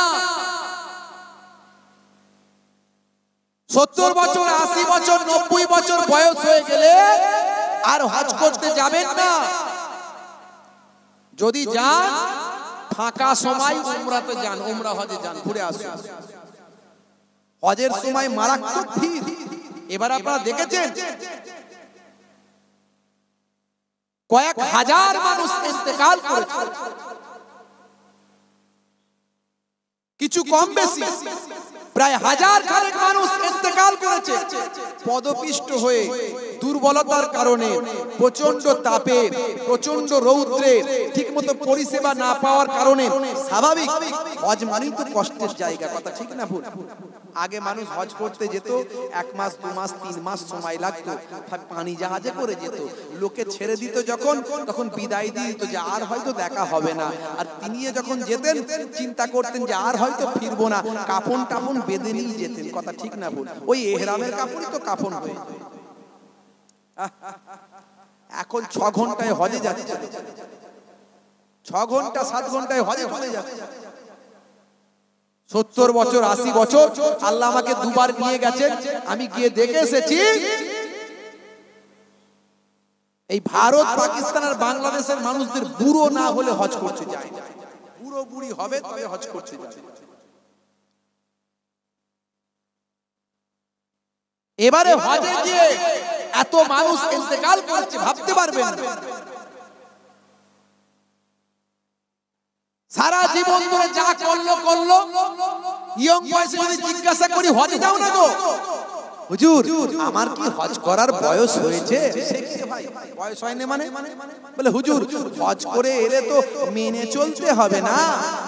তার মানে বলে হজ করে এলে হুজুর ঠিক মতো নামাজ পড়তে হবে, মিথ্যা কথা বলা যাবে না, কোন রকম অন্যায় কাজ করা যাবে না। তোমার মতলবটা কি বল? তার মানে তুমি হজ করতে যাওনি বলে এই অন্যায়গুলো করবে নাকি এখন? হ্যাঁ, মতলব তো ভালো লাগছে না। আরে আল্লাহর নবী তো বলেছেন জওয়ানি বয়সের ইবাদতটা পয়গম্বরী শক্তিতে থাকে, জওয়ানি বয়সের ইবাদত পয়গম্বরী কুওয়াত হাসিল করে। তোমার জওয়ান অবস্থায় হজ করার কথা বলা হয়েছে। 90 বছর বয়স, 80 বছর বয়স, চলারই ক্ষমতা নাই, হজ করতে গিয়ে খালি ভাড়া নিচ্ছে, শুধু গাড়ি ভাড়া নিচ্ছে, এই ভাড়া নিচ্ছে, ওই ভাড়া নিচ্ছে, বলছে আমাকে ঘুরিয়ে দাও, আমি তওয়াফ করতে পারবো না, তুমি আমার হয়ে তওয়াফ করে নাও, নাও টাকা নাও। তার তো নিজের কাজ নিজে করা গেল, নিজে করা গেল বলে, আপনার কাজ অন্যজন টাকা নিয়ে করে দিয়েছে। হে তরুণ যুবকেরা, হে আমার বন্ধুরা, শুনে রেখে দিন বাবা, জেনে রেখে দেন হে মুসলমান, একটুখানি লক্ষ্য করুন বাবা। হযরতে দাহিয়াতুল কালবি সাহাবী বাবা এমন সময় যখন অপেক্ষা করছেন, আমার আল্লাহর পক্ষ থেকে ফেরেশতা জিবরাইল আলাইহিস সালাম এসে হাজির হলেন। ইয়া রাসূলুল্লাহ, হাবিবাল্লাহ, আপনার সাহাবী উদাস অবস্থায় আছে, আপনার সাহাবী তওবা করেছে, আপনার সাহাবী ইস্তেগফার করেছে। ইয়া রাসূলুল্লাহ, হাবিবাল্লাহ, আমার আল্লাহ তাআলা আপনার সাহাবীর তওবাকে কবুল করে তার জীবনে জিন্দেগীর গুনাহগুলো মাফ করে দিয়েছে। জোরে হবে না? আর জোরে হবে না? হে তরুণ যুবকেরা, হে আমার মুরব্বিয়ানেরা, শুনে রেখে দিন বাবা, জেনে রেখে দেন হে মুসলমান, একটু লক্ষ্য করুন। এমন সময় দেখতে পাওয়া যায় দয়ার নবী বলে দিলেন, বাবা দাহিয়াতুল কালবি, আপনার জীবনে জিন্দেগীর গুনাহগুলো আমার আল্লাহ ক্ষমা করে দিয়েছেন, মাফ করে দিয়েছেন। সেদিন থেকে হযরতে দাহিয়াতুল কালবি দয়ার নবীর এমন আশিক হয়ে গেলেন, প্রায় প্রায় দয়ার নবীর কাছে আসেন, প্রায় প্রায় রাহমাতুল লিল আলামিনের কাছে আসেন, প্রায় প্রায় সরকারে তো জাহাঁ সুলতানে মদিনার কাছে আসেন, প্রায় প্রায় আকায়ে নামদার তাজদারে মদিনাতুল মদিনার কাছে আসেন। সেই ভাই আমার তারপর থেকে দয়ার নবীর দরবারে না এলেন, দয়ার নবীর চাঁদ মুখখানা না দেখলেন, দাহিয়াতুল কালবি সাহাবীর মোটেও ভালো লাগে না। হে তরুণ যুবকেরা, আল্লাহর নবীর কলিজার টুকরা নওয়াসে রাসূল ইমাম হাসান ইমাম হুসাইন ছোট ছোট বয়স, 5 বছর 6 বছর করে তখন বয়স। সংক্ষেপ করে বলবো, লম্বা চওড়া নয়, খুবই ছোট্ট করে আপনাদের মাঝখানে আলোচনাটা করি। বন্ধুরা আমার, তরুণ যুবকেরা আমার, আমার মুরব্বিয়ানেরা, 5 বছর 6 বছর করে হযরত ইমাম হাসান ইমাম হুসাইন রাদিয়াল্লাহু তাআলা আনহুমা হুজুরদের বয়স।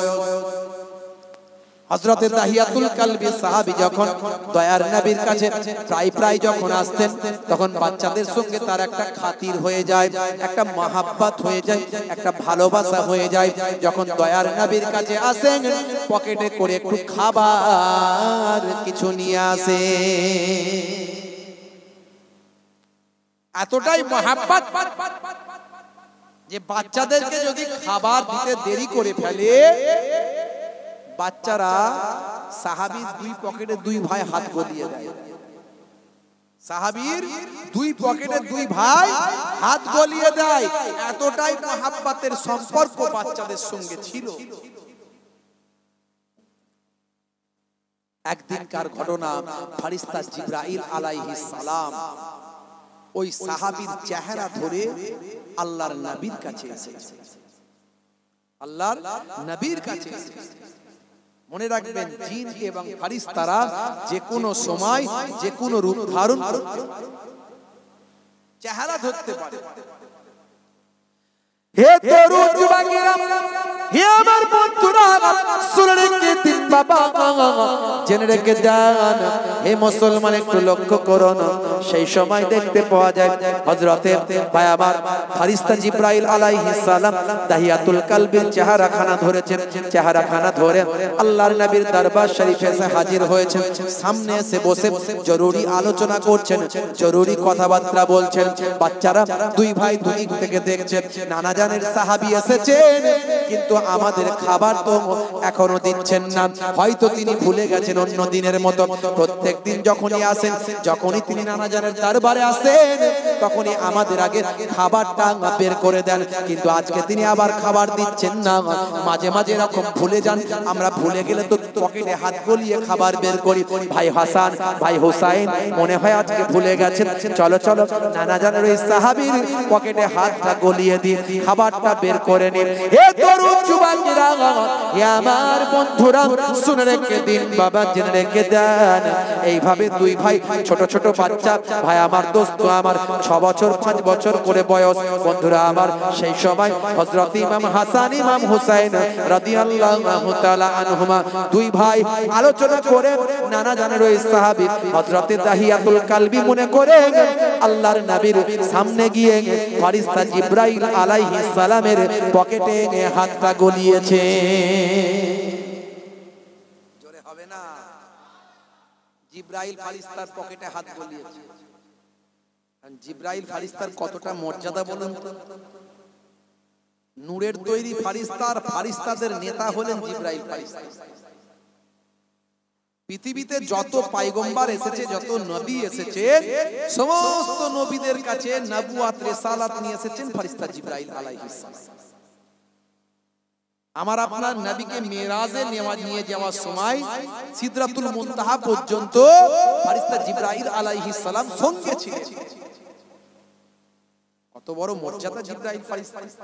সেই জিবরাইল ফারিস্তার পকেটে হাত গলিয়েছে ইমাম হাসান, ইমাম হুসাইন রাদিয়াল্লাহু তাআলা আনহুম। হে তরুণ যুবকেরা, হে আমার বন্ধুরা, শুনে রেখে দিন বাবা, জেনে রেখে দেন। হে মুসলমান, একটু লক্ষ্য করুন। ফারিস্তা জিবরাইল আলাইহিস সালাম অবাক হয়ে গেলেন। ব্যাপারটা কি? আল্লাহর নবীর চেহারার দিকে তাকালেন। আল্লাহর নবীর দিকে তাকিয়ে বলতে লাগলেন, হুজুর বলুন তো দেখি, বাচ্চারা আমার পকেটে কেন হাত গলালো? আমার পকেটে কি তালাশ তারা করছেন? কি তারা খোঁজাখুঁজি করছেন? বিষয়টা কি একটু আমাকে খুলে বলুন। বলার সঙ্গে সঙ্গে আল্লাহর নবী দো জাহানের বাদশা হাবিবুল্লাহ রাহমাতুল লিল আলামিন। অনেকে বলেন নবী আমাদের মতো মানুষ আছে না নাই? জোরে বলেন। নবী আমাদের বড় ভাইয়ের মতো না হলে বলুন নাউজুবিল্লাহ। নবীও মানুষ, আমরাও মানুষ, আছে না নাই? এত নবী নবী নবী নবী করলে হবে না, বলুন নাউজুবিল্লাহ। দয়ার নবীর মর্যাদা তারা জানে না। আলাম মানে হলো জগৎ, আর আলামের বহু বচন হলো আলামিন। সূরা ফাতিহায় আমরা পড়ি আলহামদুলিল্লাহি রাব্বিল আলামিন, পড়ি কি পড়ি না? সব তারিফ আল্লাহ কে লিয়ে है जो रब है सारे जहां का। এই পৃথিবীটা হলো একটা জগৎ, আলাম। আর ওখানে আল্লাহ বললেন রাব্বুল আলামিন, রাব্বিল আলামিন। আলাম গুলোর জগৎ রব, একটা আলাম নয়, একটা জগৎ নয়, সমস্ত জগৎগুলোর রব হলেন আল্লাহ। 1450 বছর আগে আল্লাহর কোরআনে আল্লাহ জানিয়ে দিলেন যে আলাম একটা নয়, আলাম হলো অনেক। ভালো করে বুঝবেন। আমি বিজ্ঞান ভার্সেস ইসলাম মাঝে মাঝে কথা বলি, আপনারা জানেন। কোরআন ভার্সেস বিজ্ঞান মাঝে মাঝে কথা বলি, আপনারা জানেন। ইন্টারনেটে সার্চ করবেন, অসংখ্য উদাহরণ আমি তুলে ধরেছি সেখানে। আজকে কথার ফাঁকে বেরিয়ে গেল, তাই বলে দিই বাবা। হে তরুণ যুবকেরা, 1450 বছর আগে কোরআন মাজিদে লিপিবদ্ধ হলো যে আলাম একটা নয়, আলাম আছে অসংখ্য। এই জন্য আলামের বহু বচন আলামিন এসেছে। এটা আজকের কথা নয়, 1450 বছর আগের কথা। সূরা ফাতিহায় আমরা 5 বার পড়ি, প্রত্যেক ওয়াক্তের নামাজে সূরা ফাতিহায় পড়ি। কথা ঠিক না বল? আর আজকের বিজ্ঞান গবেষণা করে বলছে, নাসা বলছে, ইসরো বলছে, বিজ্ঞানীরা বলছেন, পৃথিবীর তাবর তাবর বিজ্ঞানীরা বলছেন, স্টিফেন হকিং থেকে শুরু করে বা আমার আইজাক নিউটন থেকে শুরু করে পৃথিবীর বিখ্যাত বিখ্যাত বিজ্ঞানীরা, বর্তমান লেটেস্ট এবং গ্রেটেস্ট ভার্সনের বিজ্ঞানীরা, তারা থিওরি দিচ্ছে বাবা যে এই পৃথিবীটা হলো একটা জগৎ। এরকম এই পৃথিবী ছাড়া বিশ্ব ব্রহ্মাণ্ডে অসংখ্য মিলিয়ন মিলিয়ন বিলিয়ন বিলিয়ন হাজার হাজার লক্ষ লক্ষ কোটি কোটি জগৎ আছে, যা আমরা আবিষ্কার করতে পারিনি। কেবলমাত্র আমরা কয়েকটা জগতের সন্ধান পেয়েছি। তার মধ্যে একটা হলো পৃথিবী, আর একটা হলো চাঁদ, আর একটা হলো ভাই আমার ইউরেনাস, আর একটা হলো বৃহস্পতি, আর একটা হলো বুধ, আর একটা হলো শুক্র, আর একটা হলো নেপচুন, আর একটা হলো প্লুটো। এই রকম ভাবে কয়েকটা জগতের কয়েকটা আলামের আমরা সংবাদ পেয়েছি, জানতে পেরেছি। এছাড়া আমাদের ধারণা এই বিশ্ব ব্রহ্মাণ্ডের আরো crore crore million million billion trillion জগৎ আছে, ট্রিলিয়ন ট্রিলিয়ন পৃথিবীর মতো জগৎ আছে ভাই আমার, চাঁদের মতো জগৎ আছে ভাই আমার, ইউরেনাস নেপচুন প্লুটোর মতো আরো অসংখ্য জগৎ আছে। আজকের বিজ্ঞানীরা যেখানে 1450 বছর পর ভাই আমার দোস্ত আবার আজকের লেটেস্ট বিজ্ঞানীরা তারা যখন স্বীকার করছে যে গ্রহ উপগ্রহ মিলিয়ন মিলিয়ন আছে, ট্রিলিয়ন ট্রিলিয়ন আছে, সেই জায়গায় আজকে যেটা আবিষ্কার হলো 1450 বছর আগে আল্লাহর কোরআন বলল আলহামদুলিল্লাহ রাব্বিল আলামিন, সমস্ত আলামগুলোর রব হলেন আল্লাহ। ইয়া ওমা আরসালনাকা ইল্লা রাহমাতাল লিল আলামিন, আর সমস্ত আলামগুলোর রহমত হলেন রাসূলুল্লাহ। জোরে হবে না? তাহলে যতগুলো আলামের রব আল্লাহ, ততগুলো আলামের রহমত রাসূলুল্লাহ। জোরে হবে না? আর এ হতভাগারা চিনল না, বলে আমাদের মতো মানুষ, নবী আমাদের মতোই মানুষ। ছি ছি ছি ছি, কাল কিয়ামতের দিনে শাফাআত পাবে তো? নবী যদি আমাদের মতো মানুষ হতো তাহলে আমার নবীর আগুলের ইশারায় আকাশের চাঁদ দুখানা হলো। তুমি করো তো দেখি, কত বড় বাপের বেটা হয়েছে লাট সাহেবের মা, দেখাও দেখি। নবী যদি আমাদের মতো মানুষ হতো, আবু বকর সিদ্দিক রাদিয়াল্লাহু তাআলা আনহুর সাপে কামড়ানোর জায়গায় থুতু দিলেন, সঙ্গে সঙ্গে বিষ পানি হয়ে গেল। আর তুমি বেটা সাপে কামড়ালে তোমার কাছে গেলে যদি বলা হয় একটু থুতু লাগিয়ে দাও না, তুমি তো বলো নবী আমাদের মতো মানুষ, নবী বড় ভাই আর তুমি নাকি ছোট ভাই, একটু লাগিয়ে দাও না ভাই। থুতু লাগাতে গেলে এমন হবে তিরঙ্গা গুটকা পান জর্দা খৈনি খেয়ে মুখের হাল, দাঁতের হাল, ঠোঁটের হাল এমন করেছে, থুতু লাগালে যদি হসপিটাল পর্যন্ত যেত পেশেন্ট, সঙ্গে সঙ্গে সেফটি হয়ে ওখানে চিৎপাত কুপকার, পেশেন্ট আর বাঁচবে না। কথা ঠিক না? ওখানেই পেশেন্ট মরে যাবে। আর বলে নবী আমাদের মতো মানুষ। হাই রে হে তরুণ যুবকেরা, হে আমার বন্ধুরা, শুনে রেখে দিন বাবা, জেনে রেখে দেন। হে মুসলমান একটু লক্ষ্য করুন, একটুখানি খেয়াল করুন বাবা বন্ধুরা আমার, তরুণ যুবকেরা আমার, ফেরেশতা জিবরাইল আলাইহিস সালাম দয়ার নবীর কাছে দাহিয়াতুল কালবির চেহারা ধরে এসেছে। বাচ্চারা ছুটে গিয়ে পকেটে হাতটা গলিয়েছে। জিবরাইল ফেরেশতা আল্লাহর নবীকে বলেন ইয়া রাসূলুল্লাহ হাবিবাল্লাহ, ইয়া রাসূলুল্লাহ হাবিবাল্লাহ, ও আখিরি জামানার পয়গম্বর শুনুন, বাচ্চারা আমার পকেটে কেন হাতটা গলিয়েছে? বাচ্চারা কেন আমার পকেটে হাত গলিয়েছে হুজুর? আল্লাহর নবী বললেন ভাই জিবরাইল কিছু মনে করবেন না, কিছু মনে করবেন না, আপনি নূরের তৈরি ফেরেশতা, এত বড় একজন জলিল ও কদর ফেরেশতা, বাচ্চারা তো চেনে না জানে না, হাত দিয়ে দিয়েছে, কিছু মনে করবেন না। হুজুর কিছু মনে করছি না, কিন্তু ব্যাপারটা খুলে বলুন। আল্লাহর নবী যখন বললেন সব কথা, ফেরেশতা জিবরাইল আলাইহিস সালাম বললেন হুজুর বাচ্চাদেরকে একটু থামিয়ে রাখুন, একটু অপেক্ষা করুন, আমি যাব আর আসব, আমি যাব আর আসব। হে তরুণ যুবকেরা, হে আমার বন্ধুরা, শুনে রেখে দিন বাবা, জেনে রেখে দেন। হে মুসলমান একটু লক্ষ্য করুন, এমন সময় ফেরেশতা জিবরাইল আলাইহিস সালাম কোথায় যেন গায়েব হয়ে গেলেন। কয়েক মুহূর্তের জন্য চলে গেলেন, কয়েক মুহূর্তের জন্য গিয়ে আবার কয়েক মুহূর্ত পরে তিনি ফিরে আসলেন। এবারে যখন ফিরে এলেন কিছু টাটকা ফল আঙ্গুর নিয়ে আল্লাহর নবীর কাছে এলেন। আল্লাহর নবী আখিরি জামানার পয়গম্বরকে বললেন ইয়া রাসূলুল্লাহ হাবিবাল্লাহ, বাচ্চাদের একটু ডাকুন, বাচ্চাদের ডেকে নিয়ে এসে আপনার জানুতে একটু বসান, আপনার জানুতে বসিয়ে একটু এই টাটকা ফলগুলো বাচ্চাদের একটু খাওয়ান। আমি জিবরাইল একটু নিজের চোখে অবলোকন করি, নিজের চোখে একটু আমি দেখি। আল্লাহর নবী জিবরাইল ফেরেশতার কথা শুনে দয়ার নবীর কলিজার টুকরা দুইজন নওয়াসায়ে রাসূলকে ডাক দিলেন, ভাই হাসান এদিকে এসো, ভাই হোসাইন এদিকে এসো। দুইজন বাচ্চারা ছুটে ছুটে নানা জান করে এলো। নানা জানকে বড্ড ভালোবাসে, নানা জানো নাতিদের বড্ড ভালোবাসেন। এ তরুণ যুবকেরা দুইজন বাচ্চাকে নিজের জানুতে বসালেন। দয়ার নবী রাহমাতুল লিল আলামিন দুই জানুতে বসিয়ে টুকটুক করে টাটকা তাজা ফলগুলো নিজের নূরওয়ালা হাতেতে খাওয়াতে লাগলেন। ফারিস্তা জিবরাইল আলাইহিস সালাম মনোযোগ দিয়ে তাকিয়ে আছে, দেখছে, মনোযোগ দিয়ে তাকিয়ে আছে, দেখছে। আল্লাহর নবী বললেন, ভাই জিবরাইল, এই এমন করে কি দেখছেন? এমন করে কি দেখছেন?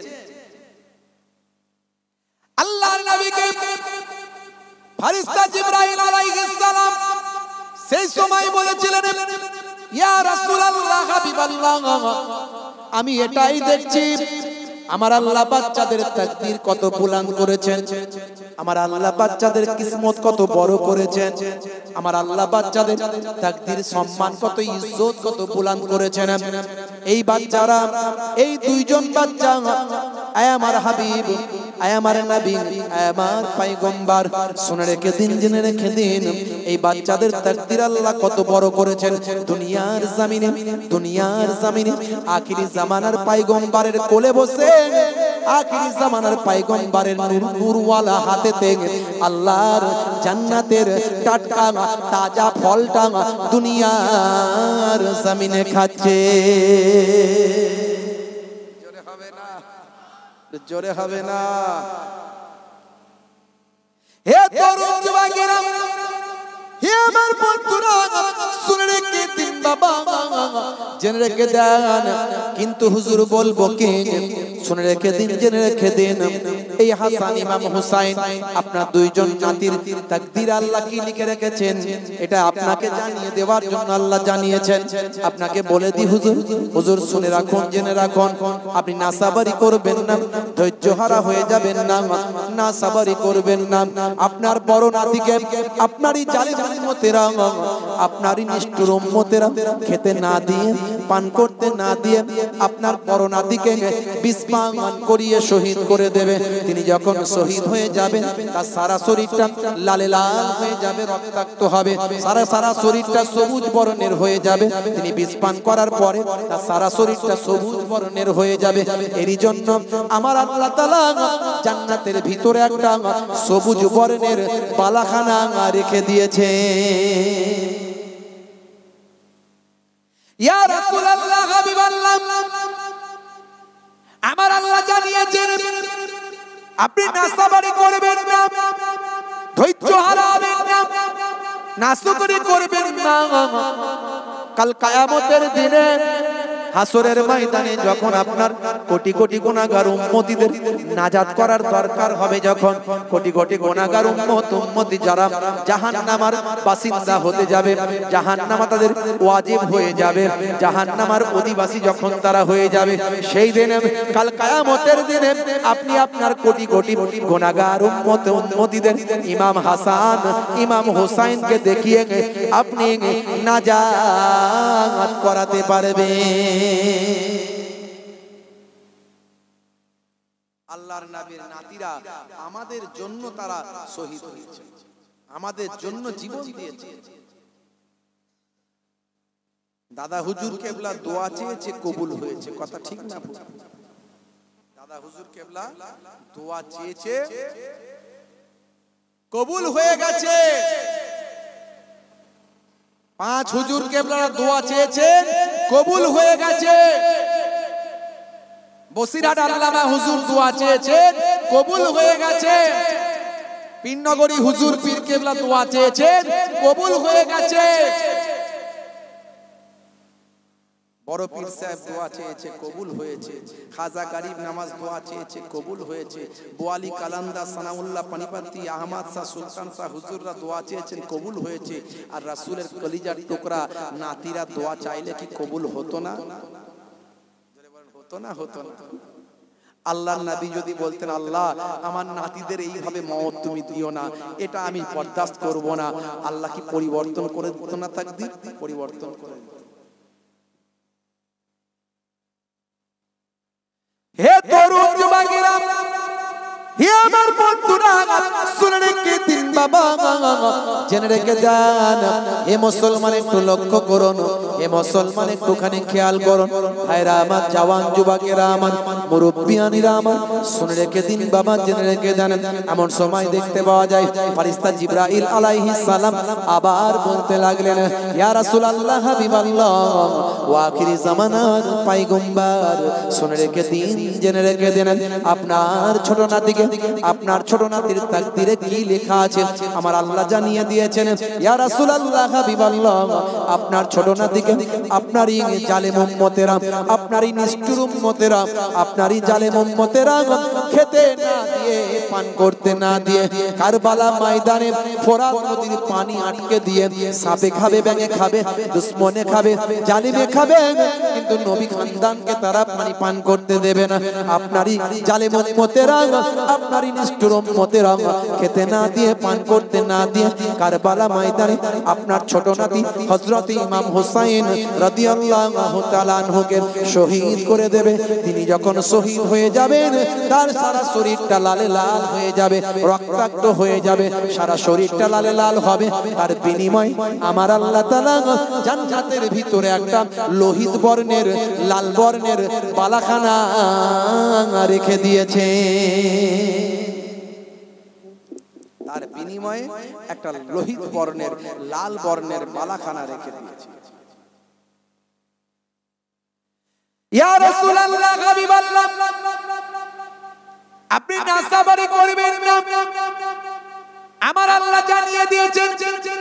আপনি ধৈর্য হারা হয়ে যাবেন না, নাশুকরি করবেন না, নাসাবারি করবেন না, কারণ আমার আল্লাহ জানিয়ে দিয়েছেন কাল কিয়ামতের দিনে, হাসরের ময়দানে, বিচারের দিনে, সেদিন আপনি আপনার কোটি কোটি গুনাহগার উম্মত উম্মতীদের জন্য আপনার নাতিদের দেখিয়ে আমার আল্লাহর দরবারে সুপারিশ করে সাফাতি করতে পারবে। বন্ধুরা আমার, তরুণ যুবকেরা আমার, ইমাম হাসান, ইমাম হুসাইন রাদিয়াল্লাহু তাআলা আনহুমা আমাদের জন্য শহীদ হয়েছেন। তারা কত কষ্ট করেছেন, কত মেহনত করেছেন। আজকে সেই ইমাম হাসান, ইমাম হুসাইনদের নাম করে ভাই আমার, দোস্ত আমার, এই মুহররম মাসে একদল মানুষ ভাই আমার ঢোল বাজায়। কথা ঠিক না ভুল? আচ্ছা, কেউ মারা গেলে ঢোল বাজানো চলবে? তোমার বাপ মরে গেছে, তুমি কোনদিন ঢোল বাজাবে? তাহলে ইমাম হুসাইন হুজুর ইন্তেকাল করেছে, তুমি ঢোল কেন বাজাচ্ছ? লাঠি খেলছে, কি মজা, কি মজা! একদল লাপাচ্ছে, একদল লাঠি খেলছে, ঠাকাস ঠুকুস, ঠাকাস ঠুকুস। কি রে ভাই, ইন্টারনেটে দেখছে, চোখে এলো, কেউ পাঠাচ্ছে, হুজুর দেখুন কেমন লাঠি খেলা চলছে। ভালো করে প্যান্ট শার্ট পরেছে, কপালে ফেট্টি ফেট্টি বেঁধেছে, বুঝতে পারছেন? চারিদিকে গোল করে সব লোক দাঁড়িয়ে আছে, চারজন মিলে ইয়াবারে ঠাকাস ও ঠুকুস। কি রে ভাই, না শোক পালন করছে। একটু শোক আছে তোমাদের মনে হচ্ছে? লোক হই হই করছে, নাচছে, আনন্দ করছে, ফুর্তি করছে, ঢোল বাজাচ্ছে, হ্যাঁ ডিজে বাজাচ্ছে, এতে শোক হচ্ছে? শোক? আর যদি মুখে চাপড়াও, বুকে চাপড়াও, এটাই কি শোক করার পদ্ধতি? কে শিখিয়েছে তোমাদের? কে বলেছে? গায়ে রক্তাক্ত করে, কেটে, ছুরি মেরে, মাথায় ছুরি দিয়ে কেটে, ছোট ছোট বাচ্চাদের মাথায় ছুরি মেরে কাটে, এক শ্রেণীর লোক আছে। এটা শোক করার পদ্ধতি? কে তোমাদের বোঝালো এটা? না, মাতম হয়েছে, মাতম করেছে। আল্লাহর নবী যখন ইন্তেকাল করেছে তখন বাড়ির ভিতরে মেয়েরা চিৎকার করে কান্নাকাটি করেছে, নাকি মুখে হাতে নাকি মেরেছে, মুখে হাতে মেরেছে, বুকে মেরেছে, এইভাবে তারা নাকি কেঁদেছে। কোথায় পেলে ভাই? সিয়াসিত্তার হাদিসের মধ্যে এসেছে না অন্য এই হাদিসের মধ্যে এসেছে? সিয়াসিত্তার হাদিস যখন বলা হয় তার মানে সেটা হলো মুতেবার, এর মধ্যে কোনো ডাউট নাই, কোনো সন্দেহ নাই। সমস্ত মুহাদ্দিসিনরা একমত আর অন্য হাদিস যখন বলবে, যদি দেখো এক আলেম সমর্থন করছে আর এক আলেম সমর্থন করছেন না, তার মানে ওখান থেকে ভালো করে তথ্য তালাশ নিতে হবে যে এর মধ্যে কোনো মাউজু আছে কিনা, সানাদের গোলমাল আছে কিনা, কোনো রাবির ক্ষেত্রে কোনো ভাই আমার কোনো সন্দেহ আছে কিনা, এটা ভাবতে হবে। মাশাআল্লাহ, হুজুর কেবলা এসে গেছেন মনে নাকি? একবার তাকবীর দেন তো, নারে তাকবীর। আপনারা উঠাউঠি করবেন, এই কোচিরা উঠাউঠি করবেন, যারা ওনারা আছেন ওনারা যাবেন, দেখা করবেন, হুজুর যখন আসবেন তখন উঠে পড়বেন। একবার তাকবীর দেন, নারে তাকবীর। সিলসিলা হক ফুরফুরা শরীফ, সিলসিলা হক ফুরফুরা শরীফ, আওলাদে মুজাদ্দিদুজ জামান, আওলাদে মুজাদ্দিদুজ জামান মামাজান হুজুর পীর কেবলা, হুজুর পীর কেবলা, সিলসিলা হক ফুরফুরা শরীফ, নারে তাকবীর। ভাইরা আমার, তরুণ যুবকেরা আমার, মাশাআল্লাহ হুজুর কেবলা ঠিক টাইমে আসবেন ইনশাআল্লাহ। আলোচনা আমি তখনই শেষ করে দেব, হুজুর কেবলা আসা পর্যন্ত। খুব লম্বা চওড়া নয়, সংক্ষেপে একটুখানি বলছি। ভাইরা আমার, তরুণ যুবকেরা আমার, মুরব্বিয়ানেরা আমার, লক্ষ্য করুন, সেই মুহররম মাসকে নিয়ে, সেই আশুরার দিনকে নিয়ে এক শ্রেণীর মানুষ কিভাবে শোক জ্ঞাপন করে দেখলে অবাক হয়ে যাবেন।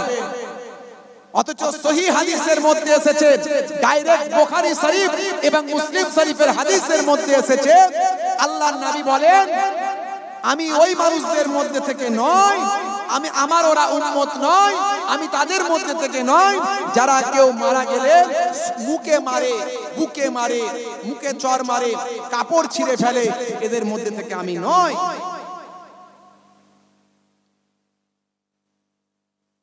হুজুর কেবলা বাড়িতে যাচ্ছেন, একটু পরে আসবেন। মাশাআল্লাহ, যে যেখানে আছেন পাক মাহফিলে এসে বসে যান বাবা আমার। হুজুর পীর কেবলা কিছু সময়ের মধ্যে আসবেন, বাড়িতে যাচ্ছেন, তো এলি উনি এসে উঠবেন। তো আমি আপনাদের খেদমত থেকে বিদায় নেব। আমি খুব আজকে আমার জন্য দোয়া রাখবেন। আমার আব্বাজান খুব অসুস্থ আছেন, বুঝতে পারছেন। খালি আমি জলসা মিস করি না, আর আমি কলকাতা পার হওয়ার পরে খবর পেয়েছি যে আব্বাজানের শরীর খুব বাড়াবাড়ি আছে, নার্সিংহোমে ভর্তি করা হয়েছে, বুঝতে পারছেন। আমি সোজা এখান থেকে নার্সিং হোম যাব। তো যাই হোক, আপনারা দোয়া রাখবেন। মস্ত বড় আলেম, মস্ত বড় ওলি, শেখুল হাদিস, ফুরফুরা শরীফ ছোট হুজুর পীর কেবলা রাহমাতুল্লাহ আলাইহির সুযোগ্য জামাতা, মায়াপুর পীরনগরী হুজুর পীর কেবলা রাহমাতুল্লাহ আলাইহির বড় সাহেবজাদা, মস্ত বড় আলেম, দীর্ঘদিন ধরে দারসে হাদিস দিয়েছেন, হাদিসের দার্স দিয়েছেন। অনেক বড় বড় যারা আলেম তারা সব আব্বাজান ওয়ালিদ সাহেব হুজুরের ছাত্র, বুঝতে পারছেন। দীর্ঘদিন ধরে বহু মাদ্রাসা মসজিদ নিজে হাতে প্রতিষ্ঠা করেছেন, বহু জলসা জুলুসের নিজে হাতে তৈরি করেছেন, বহু মানুষকে হেদায়েতের আলো দিয়েছেন, বহু বেনামাজিকে নামাজি বানিয়েছেন, বহু বায়ামার বেদাড়িওয়ালাকে দাড়িওয়ালা বানিয়েছেন। আল্লাহ রাব্বুল আলামিন যেন আরো কিছুদিন হায়াত দারাজ করে দেন, বলুন আল্লাহুম্মা আমিন। আপনারা দোয়া রাখবেন। আব্বাজান ওয়ালিদ সাহেব হুজুর তিনি খুব অসুস্থ আছেন। আমি এখান থেকে সোজা চলে যাব। তাই আমি ভাইদের বলেছিলাম যে আমি হয়তো ভেবেছিলাম একবার যে আমি আর জলসায় যাব না, কিন্তু না এলে ভাইয়ের একটু অসুবিধায় পড়ে যাবেন, আর আমি কলকাতা পার করে চলে এসেছি। তাই আমি একটু হাজির দেওয়ার জন্য এলাম, কিছু সময়ের জন্য আপনাদের খেদমতে আছি, বিদায় নেব। ভাইরা আমার, খুবই সংক্ষেপ, এই মুহররম মাস আমাদের মধ্যে দিয়ে যাচ্ছে। শুহাদায়ে কারবালা হুজুররা আমাদের জন্য তারা শহীদ হয়েছে। ইমাম হাসান রাদিয়াল্লাহু তাআলা আনহুকে বিবাহ সংক্রান্ত ব্যাপার নিয়ে বিষ পান করানো হয়েছিল, আপনারা জানেন। হে তরুণ যুবকেরা, হে আমার বন্ধুরা, শুনে রেখে দিন বাবা, জেনে রেখে যান হে মুসলমান, হযরত ইমাম হাসান রাদিয়াল্লাহু তাআলা আনহু আস্তে আস্তে বড় হলেন। এদিকে অনেক ঘটনা ঘটে গেছে, আমি কোনো কথাই যাচ্ছি না। দয়ার নবী ইন্তেকাল করেছেন। বন্ধুরা আমার, তরুণ যুবকেরা আমার, ফেরেশতা জিবরাইল আলাইহিস সালাম যখন বলেছিলেন, ইয়া রাসূলুল্লাহ, হাবিবাল্লাহ, আপনার ছোট নাতি, তাকে আপনারই জালেম উম্মতেরা নিষ্ঠুর উম্মতেরা খেতে না দিয়ে পান করতে না দিয়ে কারবালা ময়দানে শহীদ করে দেবেন। হে তরুণ যুবকেরা, নবী আমার ঝরঝর করে কেঁদেছিলেন। আল্লাহর নবীকে সান্ত্বনা দিয়ে জিবরাইল ফেরেশতা বলেছিলেন, এ আর ইয়া রাসূলুল্লাহ, হাবিবাল্লাহ, আপনি ভেঙে পড়বেন না, নাসাবারি করবেন না, ধৈর্য হারা হয়ে যাবেন না। কাল কিয়ামতের দিনে আপনার নাতিদের দেখিয়ে কোটি কোটি গুনাহগার উম্মতিদের নাজাত করাতে পারবেন। হে তরুণ যুবকেরা, আম্মা জান ফাতেমাতুজ জোহরা রাদিয়াল্লাহু তাআলা আনহা এই খবরটা পেয়ে এসে বললেন, ইয়া রাসূলুল্লাহ, আব্বা জান, আমার সন্তানদের কথা ফেরেশতা জিবরাইল আলাইহিস সালাম কি বলে গেছেন? আমার সন্তানরা কি এমন অন্যায় করবে যে আপনারই জালেম উম্মতেরা নিষ্ঠুর ভাবে তাদের শহীদ করবে? আমি ফাতেমা তোমার, হে পিতামহ, কি কথা আমায় তুমি শোনালে? আমি ফাতেমা তোমার, হে পিতামহ, কি কথা আমায় তুমি শোনালে? করবে কি ভুল, ক্ষমা নাই যার হাসান হুসাইনের জীবনে, হাসান হুসাইনের জীবনে, ও হাসান হুসাইনের জীবনে।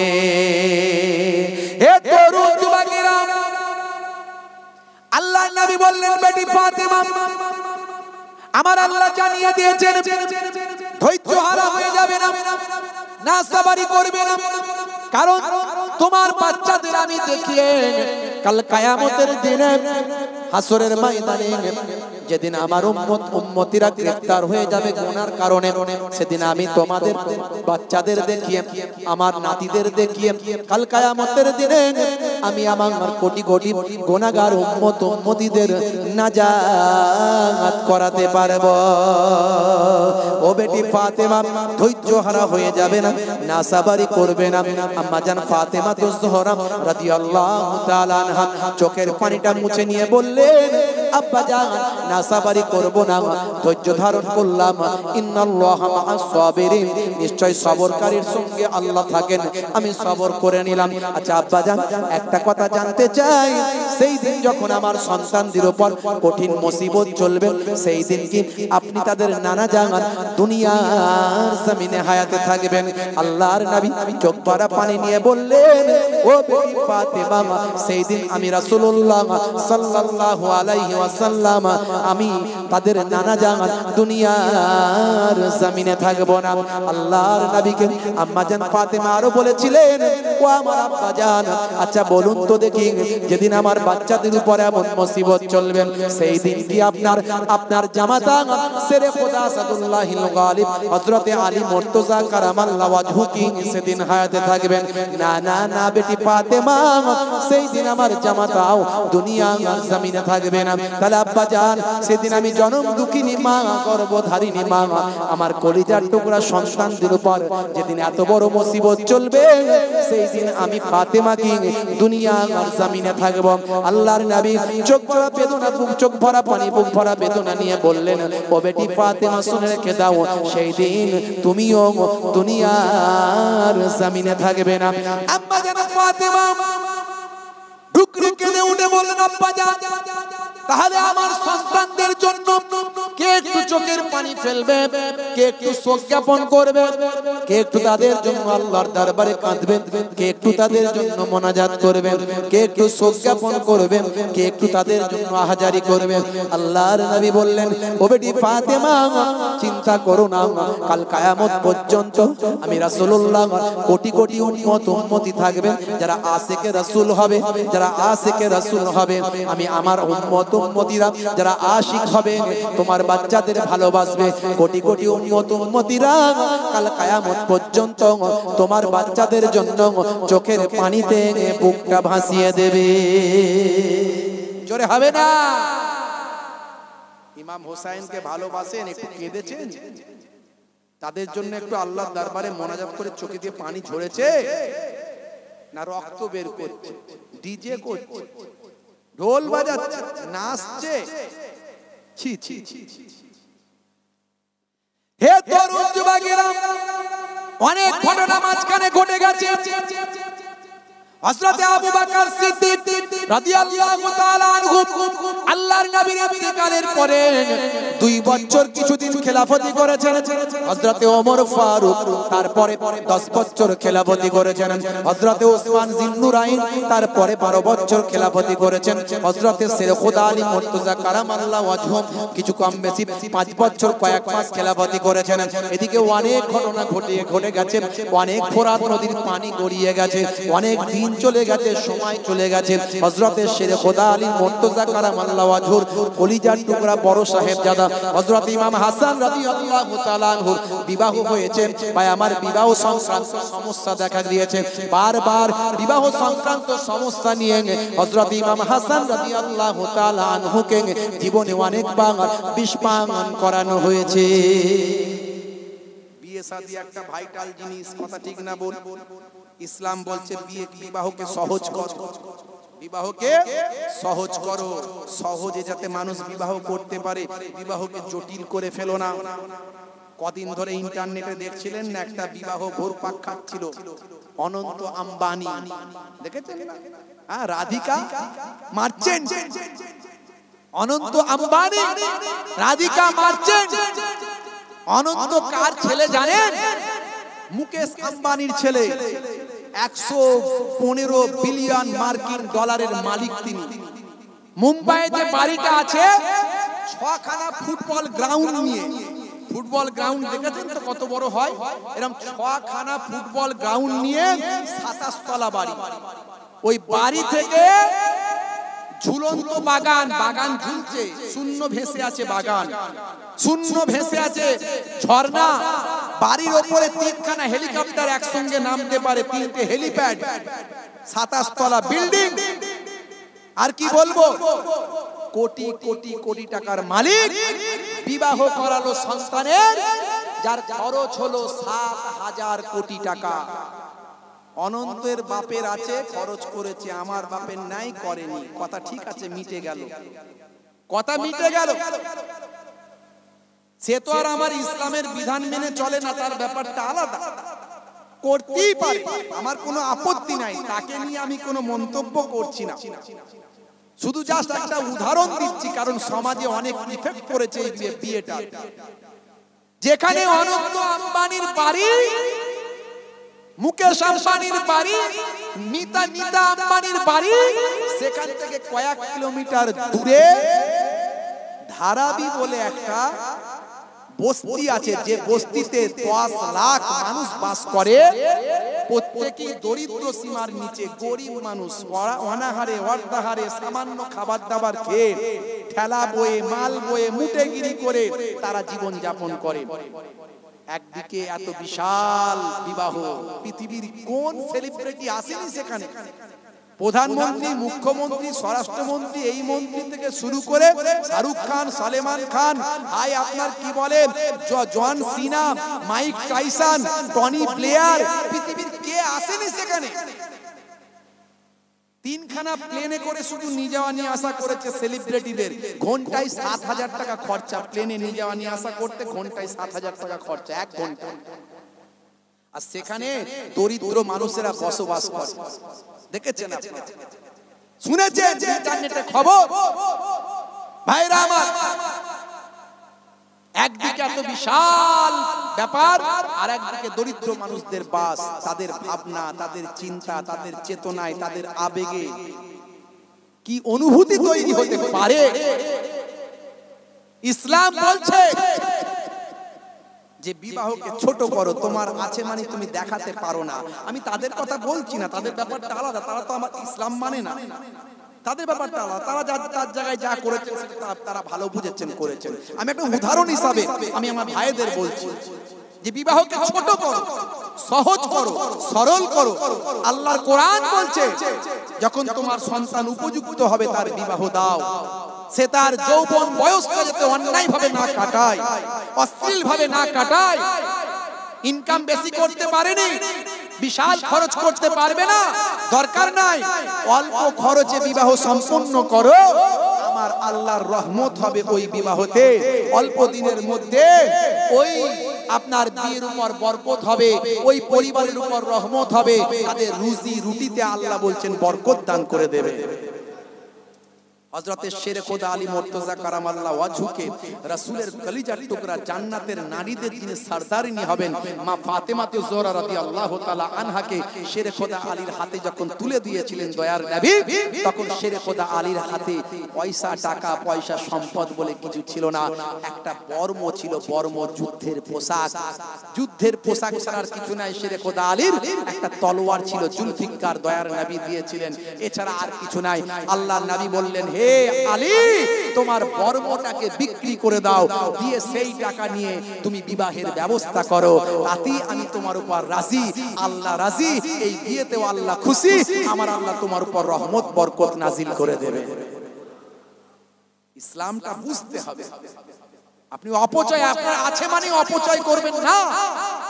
কোরআন মাজিদে আল্লাহ বলছেন, ইন্নাল মুবাযযিরিনা কানু ইখওয়ানা শায়াতিন, অপচয়কারী হলো শয়তানের ভাই। আপনার আছে মানে আপনি তাকাব্বুরি করবেন, অহংকার দেখাবেন না। কোরআন মাজিদে আল্লাহ বলছেন, ইন্নাল্লাহা লা ইউহিব্বুল মুতাকাব্বিরিন, আমার আল্লাহ অহংকারীকে পছন্দ করেন না। ইসলামটা বুঝতে হবে। হযরতে শেরে খোদা আলীর কলিজার টুকরা সন্তান ইমাম হাসান হুজুরকে জীবনে অনেকবার বিষ পান করানো হয়েছিল। বিবাহ সংক্রান্ত ব্যাপার নিয়ে প্রত্যেকবারে বিষ পান করে নানা জানের রওজা পর্যন্ত এসেছিলেন, নানা জানের ওসিলা দিয়ে দোয়া চেয়েছিলেন, আল্লাহ তাদের বিষকে পানি করে দিয়েছিলেন। জীবনের শেষ রাত 49 হিজরি, 45 বছর বয়স, মুরিদরা কুজো পাহারা দিচ্ছে, কেউ না বিষ পান করাতে পারে, তারই মাঝখান থেকে কেউ কুজো পাল্টে দিয়েছে বা বিষ মিশিয়ে দিয়েছে। জীবনের শেষ রাত স্বপ্ন দেখলেন নানাজানকে স্বপ্ন দেখলেন। নানাজান বলছেন, ভাই হাসান, আর কতদিন দুনিয়ায় থাকবে ভাই, এসো এসো আল্লাহর জান্নাতে চলে এসো, নানা নাতি একসঙ্গে বসবাস করি। ইমাম হাসান দেখতে পাচ্ছেন এক সিংহাসনে বসে আছেন ইমাম নানাজান, এক সিংহাসনে বসে আছেন আব্বাজান, এক সিংহাসনে বসে আছেন আম্মাজান। তবে ভাই, তুমি দুনিয়া ছেড়ে আসার আগে তোমার উপর অনেক মুসিবত চলবে, নাসাবারি করবে না, ধৈর্যহারা হয়ে যাবে না, কারণ তোমাদের দেখিয়ে আমি রাসূলুল্লাহ তোমাদের নানাজান কাল কিয়ামতের দিনে আমি আমার কোটি কোটি গুনাহগার উম্মতিদের নাজাত করাতে পারবো। জোরে হবে না? এই স্বপ্ন দেখে স্বপ্ন ভেঙে গেল। মুরিদদের বলতে লাগলেন, মুরিদরা হাউ হাউ করে কাঁদতে লাগলো, আহারে কেমন পীর কেমন মুরিদ। পীর কথা শুনলে কিছু মানুষের চুলকায়, কথা ঠিক না ভুল? শায়েখ শুনলে চুলকায় না ভাই আমার, ওস্তাদ শুনলে চুলকায় না, টিচার শুনলে চুলকায় না, পীর শুনলে চুলকায়। হ্যাঁ, কিছু পীর ভণ্ড আছে, কিছু পীর ভণ্ড আছে, তার মানে কি সব পীরই ভণ্ড? সেটা সব শ্রেণীর মধ্যেই আছে। তোমাকে ভালোটা নিতে হবে, খারাপটা ছাড়তে হবে। পীর কথা শুনলে তো চুলকানি কেন ভাই? আর এই পীরেরাই তো এই ভারতবর্ষের বুকে ইসলামের আলো জ্বালিয়েছে। খাজা গরিব নওয়াজ একজন মস্ত বড় পীর ছিলেন। মুজাদ্দিদুজ জামান পীর আবু বকর সিদ্দিক রাহমাতুল্লাহ আলাইহি একজন মস্ত বড় পীর ছিলেন। হযরতে হুজুর নিজামউদ্দিন আউলিয়া একজন মস্ত বড় পীর ছিলেন। বাংলাদেশের জমিনে আলো জ্বালিয়েছেন হযরতে জালাল শাহ হুজুর মস্ত বড় পীর ছিলেন। কোরআন শাহ হুজুর মস্ত বড় পীর ছিলেন। এই পীরেরাই তো বাংলা, আসাম, বাংলাদেশ, পাকিস্তান, ভারত এই উপমহাদেশে ইসলামের আলোকে বিস্তার করেছিল। তাদের নীতি আদর্শগুলো কেমন ছিল জানতে হবে, হক পীর খুঁজে বের করতে হবে। ভাইরা আমার, কেমন পীর কেমন মুরিদ ঝরঝর করে কাঁদছেন। পীর মানে হলো ওস্তাদ, পীর মানে টিচার, পীর মানে শিক্ষক, অনেক মানে হয়। আপনি শিক্ষক ছাড়া চলতে পারবেন না, আপনাকে শিক্ষক ধরতেই হবে। আপনি ওস্তাদ ছাড়া কি করে পরীক্ষা দেবেন, কি করে পাস করবেন, কি করে ভালো রেজাল্ট করবেন, পারেন নাকি? আপনাকে ব্যাখ্যা বুঝতে হবে, মানে জানতে হবে। আল্লাহর কোরআন যেখানে বলছে ফাসআলু আহলা যিকরি ইন কুনতুম লা তাআলামুন, তুমি যেটা জানো না জাননে ওয়ালার কাছে জেনে নাও। আল্লাহর কোরআনের অর্ডার, তার মানে ওস্তাদের কাছে জানো, শিক্ষক ধরো। এটা আল্লাহর কোরআন বলেছে। ভুল ব্যাখ্যা ভুল অপব্যবহার করে করে মানুষকে আলেম ওলামা হাক্কানি পীর মুর্শিদের কাছ থেকে সরিয়ে দেয়। আমাদেরকে হাক্কানি ওলিয়া উলিয়া খুঁজে বের করতে হবে, হাক্কানি পীর খুঁজে বের করতে হবে। বুঝতে পারছেন? আমার ফুরফুরা শরীফ মুজাদ্দিদুল জামান পীর আবু বকর সিদ্দিক রাহমাতুল্লাহ আলাইহি তিনি পীরদের কারখানা তৈরি করে দিয়েছিলেন। হাজার হাজার তিনি পীর ওলি আল্লাহ তিনি বানিয়ে দিয়েছেন, তিনি রাস্তা দেখিয়ে দিয়েছেন। তার নীতি আদর্শকে যদি পরিপূর্ণভাবে কেউ মেনে চলতে পারে, তিনি একজন ওস্তাদ হয়ে যাবেন, তিনি একজন শায়েখ হয়ে যাবেন, তিনি একজন পীর হয়ে যাবেন, তিনি একজন মুর্শিদ হয়ে যাবেন। জোরে হবে না? ভাইরা আমার, জীবনের শেষ রাত মুরিদদের বললেন কে আছো বাবা, পানিটা দাও। এক ঘট পানি খেলেন, একদম হলহল বিষ। কি খাওয়ালে বাবা? মুরিদরা কাঁদতে শুরু করে দিল, হুজুর কি খাইয়ে ফেললাম আমরা? বাবা তোমরা খাওনি? বলে হুজুর আমরা তো জেগেই ছিলাম, পুজো তো একদম সিল করা ছিল। তারই মাঝখানে কেউ পাল্টে দিয়েছে বা বিষ মিশিয়ে দিয়েছে। বাবা আল্লাহ যদি আমাকে হায়াতে রাখেন, আমি তার সঙ্গে বোঝাপড়া করব, আর যদি হায়াতে না থাকি, আমার নানা জান বলেছেন নাসাবারি করো না, আমি তাকে মাফ করে দিচ্ছি। কি আদর্শ, কি আখলাক! ইমাম হুসাইন রাদিয়াল্লাহু তাআলা আনহু তিনিও জীবনের শেষ রাতে একই স্বপ্ন দেখেছিলেন। হে তরুণ যুবকেরা, হে আমার বন্ধুরা, শুনে রেখে দিন বাবা, জেনে রেখে দেন ৭২ জন মানুষ নিয়ে কুফার মানুষদের দাওয়াত গ্রহণ করে হযরত ইমাম হুসাইন রাদিয়াল্লাহু তাআলা আনহু কুফার দিকে চলতে লাগলেন। মাঝে অনেক ঘটনা ঘটে গেছে, আমি সেসব কথা বলছি না বাবা। আমার জীবনের শেষ রাত ৯ মুহররম দিন গত রাত্রি, মুহররম মাসের ৯ তারিখ দিন গত রাত্রি বাবা, সমস্ত পুরুষ মানুষেরা প্রায় শহীদ হয়ে গেছেন বাবা। হে তরুণ যুবকেরা, কেবলমাত্র ইমাম হুসাইন রাদিয়াল্লাহু তাআলা আনহু হায়াতে আছেন, আর বাচ্চারা আছেন, আর মহিলারা আছেন। জীবনের শেষ রাত হুজরা মোবারকের ভিতরে, তাঁবুর ভিতরে আল্লাহর কালামুল্লাহ পাক তেলাওয়াত চলছে, ভাই আমার নামাজ চলছে, ইবাদত বندگی চলছে। হযরত ইমাম হুসাইন রাদিয়াল্লাহু তাআলা আনহু চোখটা একটু লেগে গিয়েছে, ঘুমটা একটু এসে গেছে। এমন সময় স্বপ্ন দেখতে শুরু করেছেন। দেখছেন স্বপ্নের মধ্যে আল্লাহর জান্নাতের ভিতরে প্রবেশ করেছেন। হে তরুণ যুবকেরা, হে আমার বন্ধুরা, শুনে রেখে দিন বাবা, জেনে রেখে দেন আল্লাহর জান্নাতের ভিতরে প্রবেশ করেছেন। এমন সময় দেখছেন আল্লাহর জান্নাতের একটা কুরসিতে বসে আছেন নানা জান, আখিরি জামানার পয়গম্বর, জগতের শেষ নবী নানা জান বসে আছেন। আর একটা কুরসিতে বসে আছেন আব্বা জান শেরে খোদা আলী বসে আছেন। আর একটা কুরসিতে বসে আছেন আম্মা জান খাতুনে জান্নাত বসে আছেন। আর একটা কুরসিতে বসে আছেন নওয়াসায়ে রাসূল বড় ভাইজান বসে আছেন। আর একটা কুরসিতে বসে আছেন হযরত ইমাম মুসলিম রাদিয়াল্লাহু তাআলা আনহু বসে আছেন। নানা জান ডাক দিয়ে বলছেন, ভাই ভাই হোসেন, ও ভাই হোসেন, আর কতদিন দুনিয়ায় থাকবে?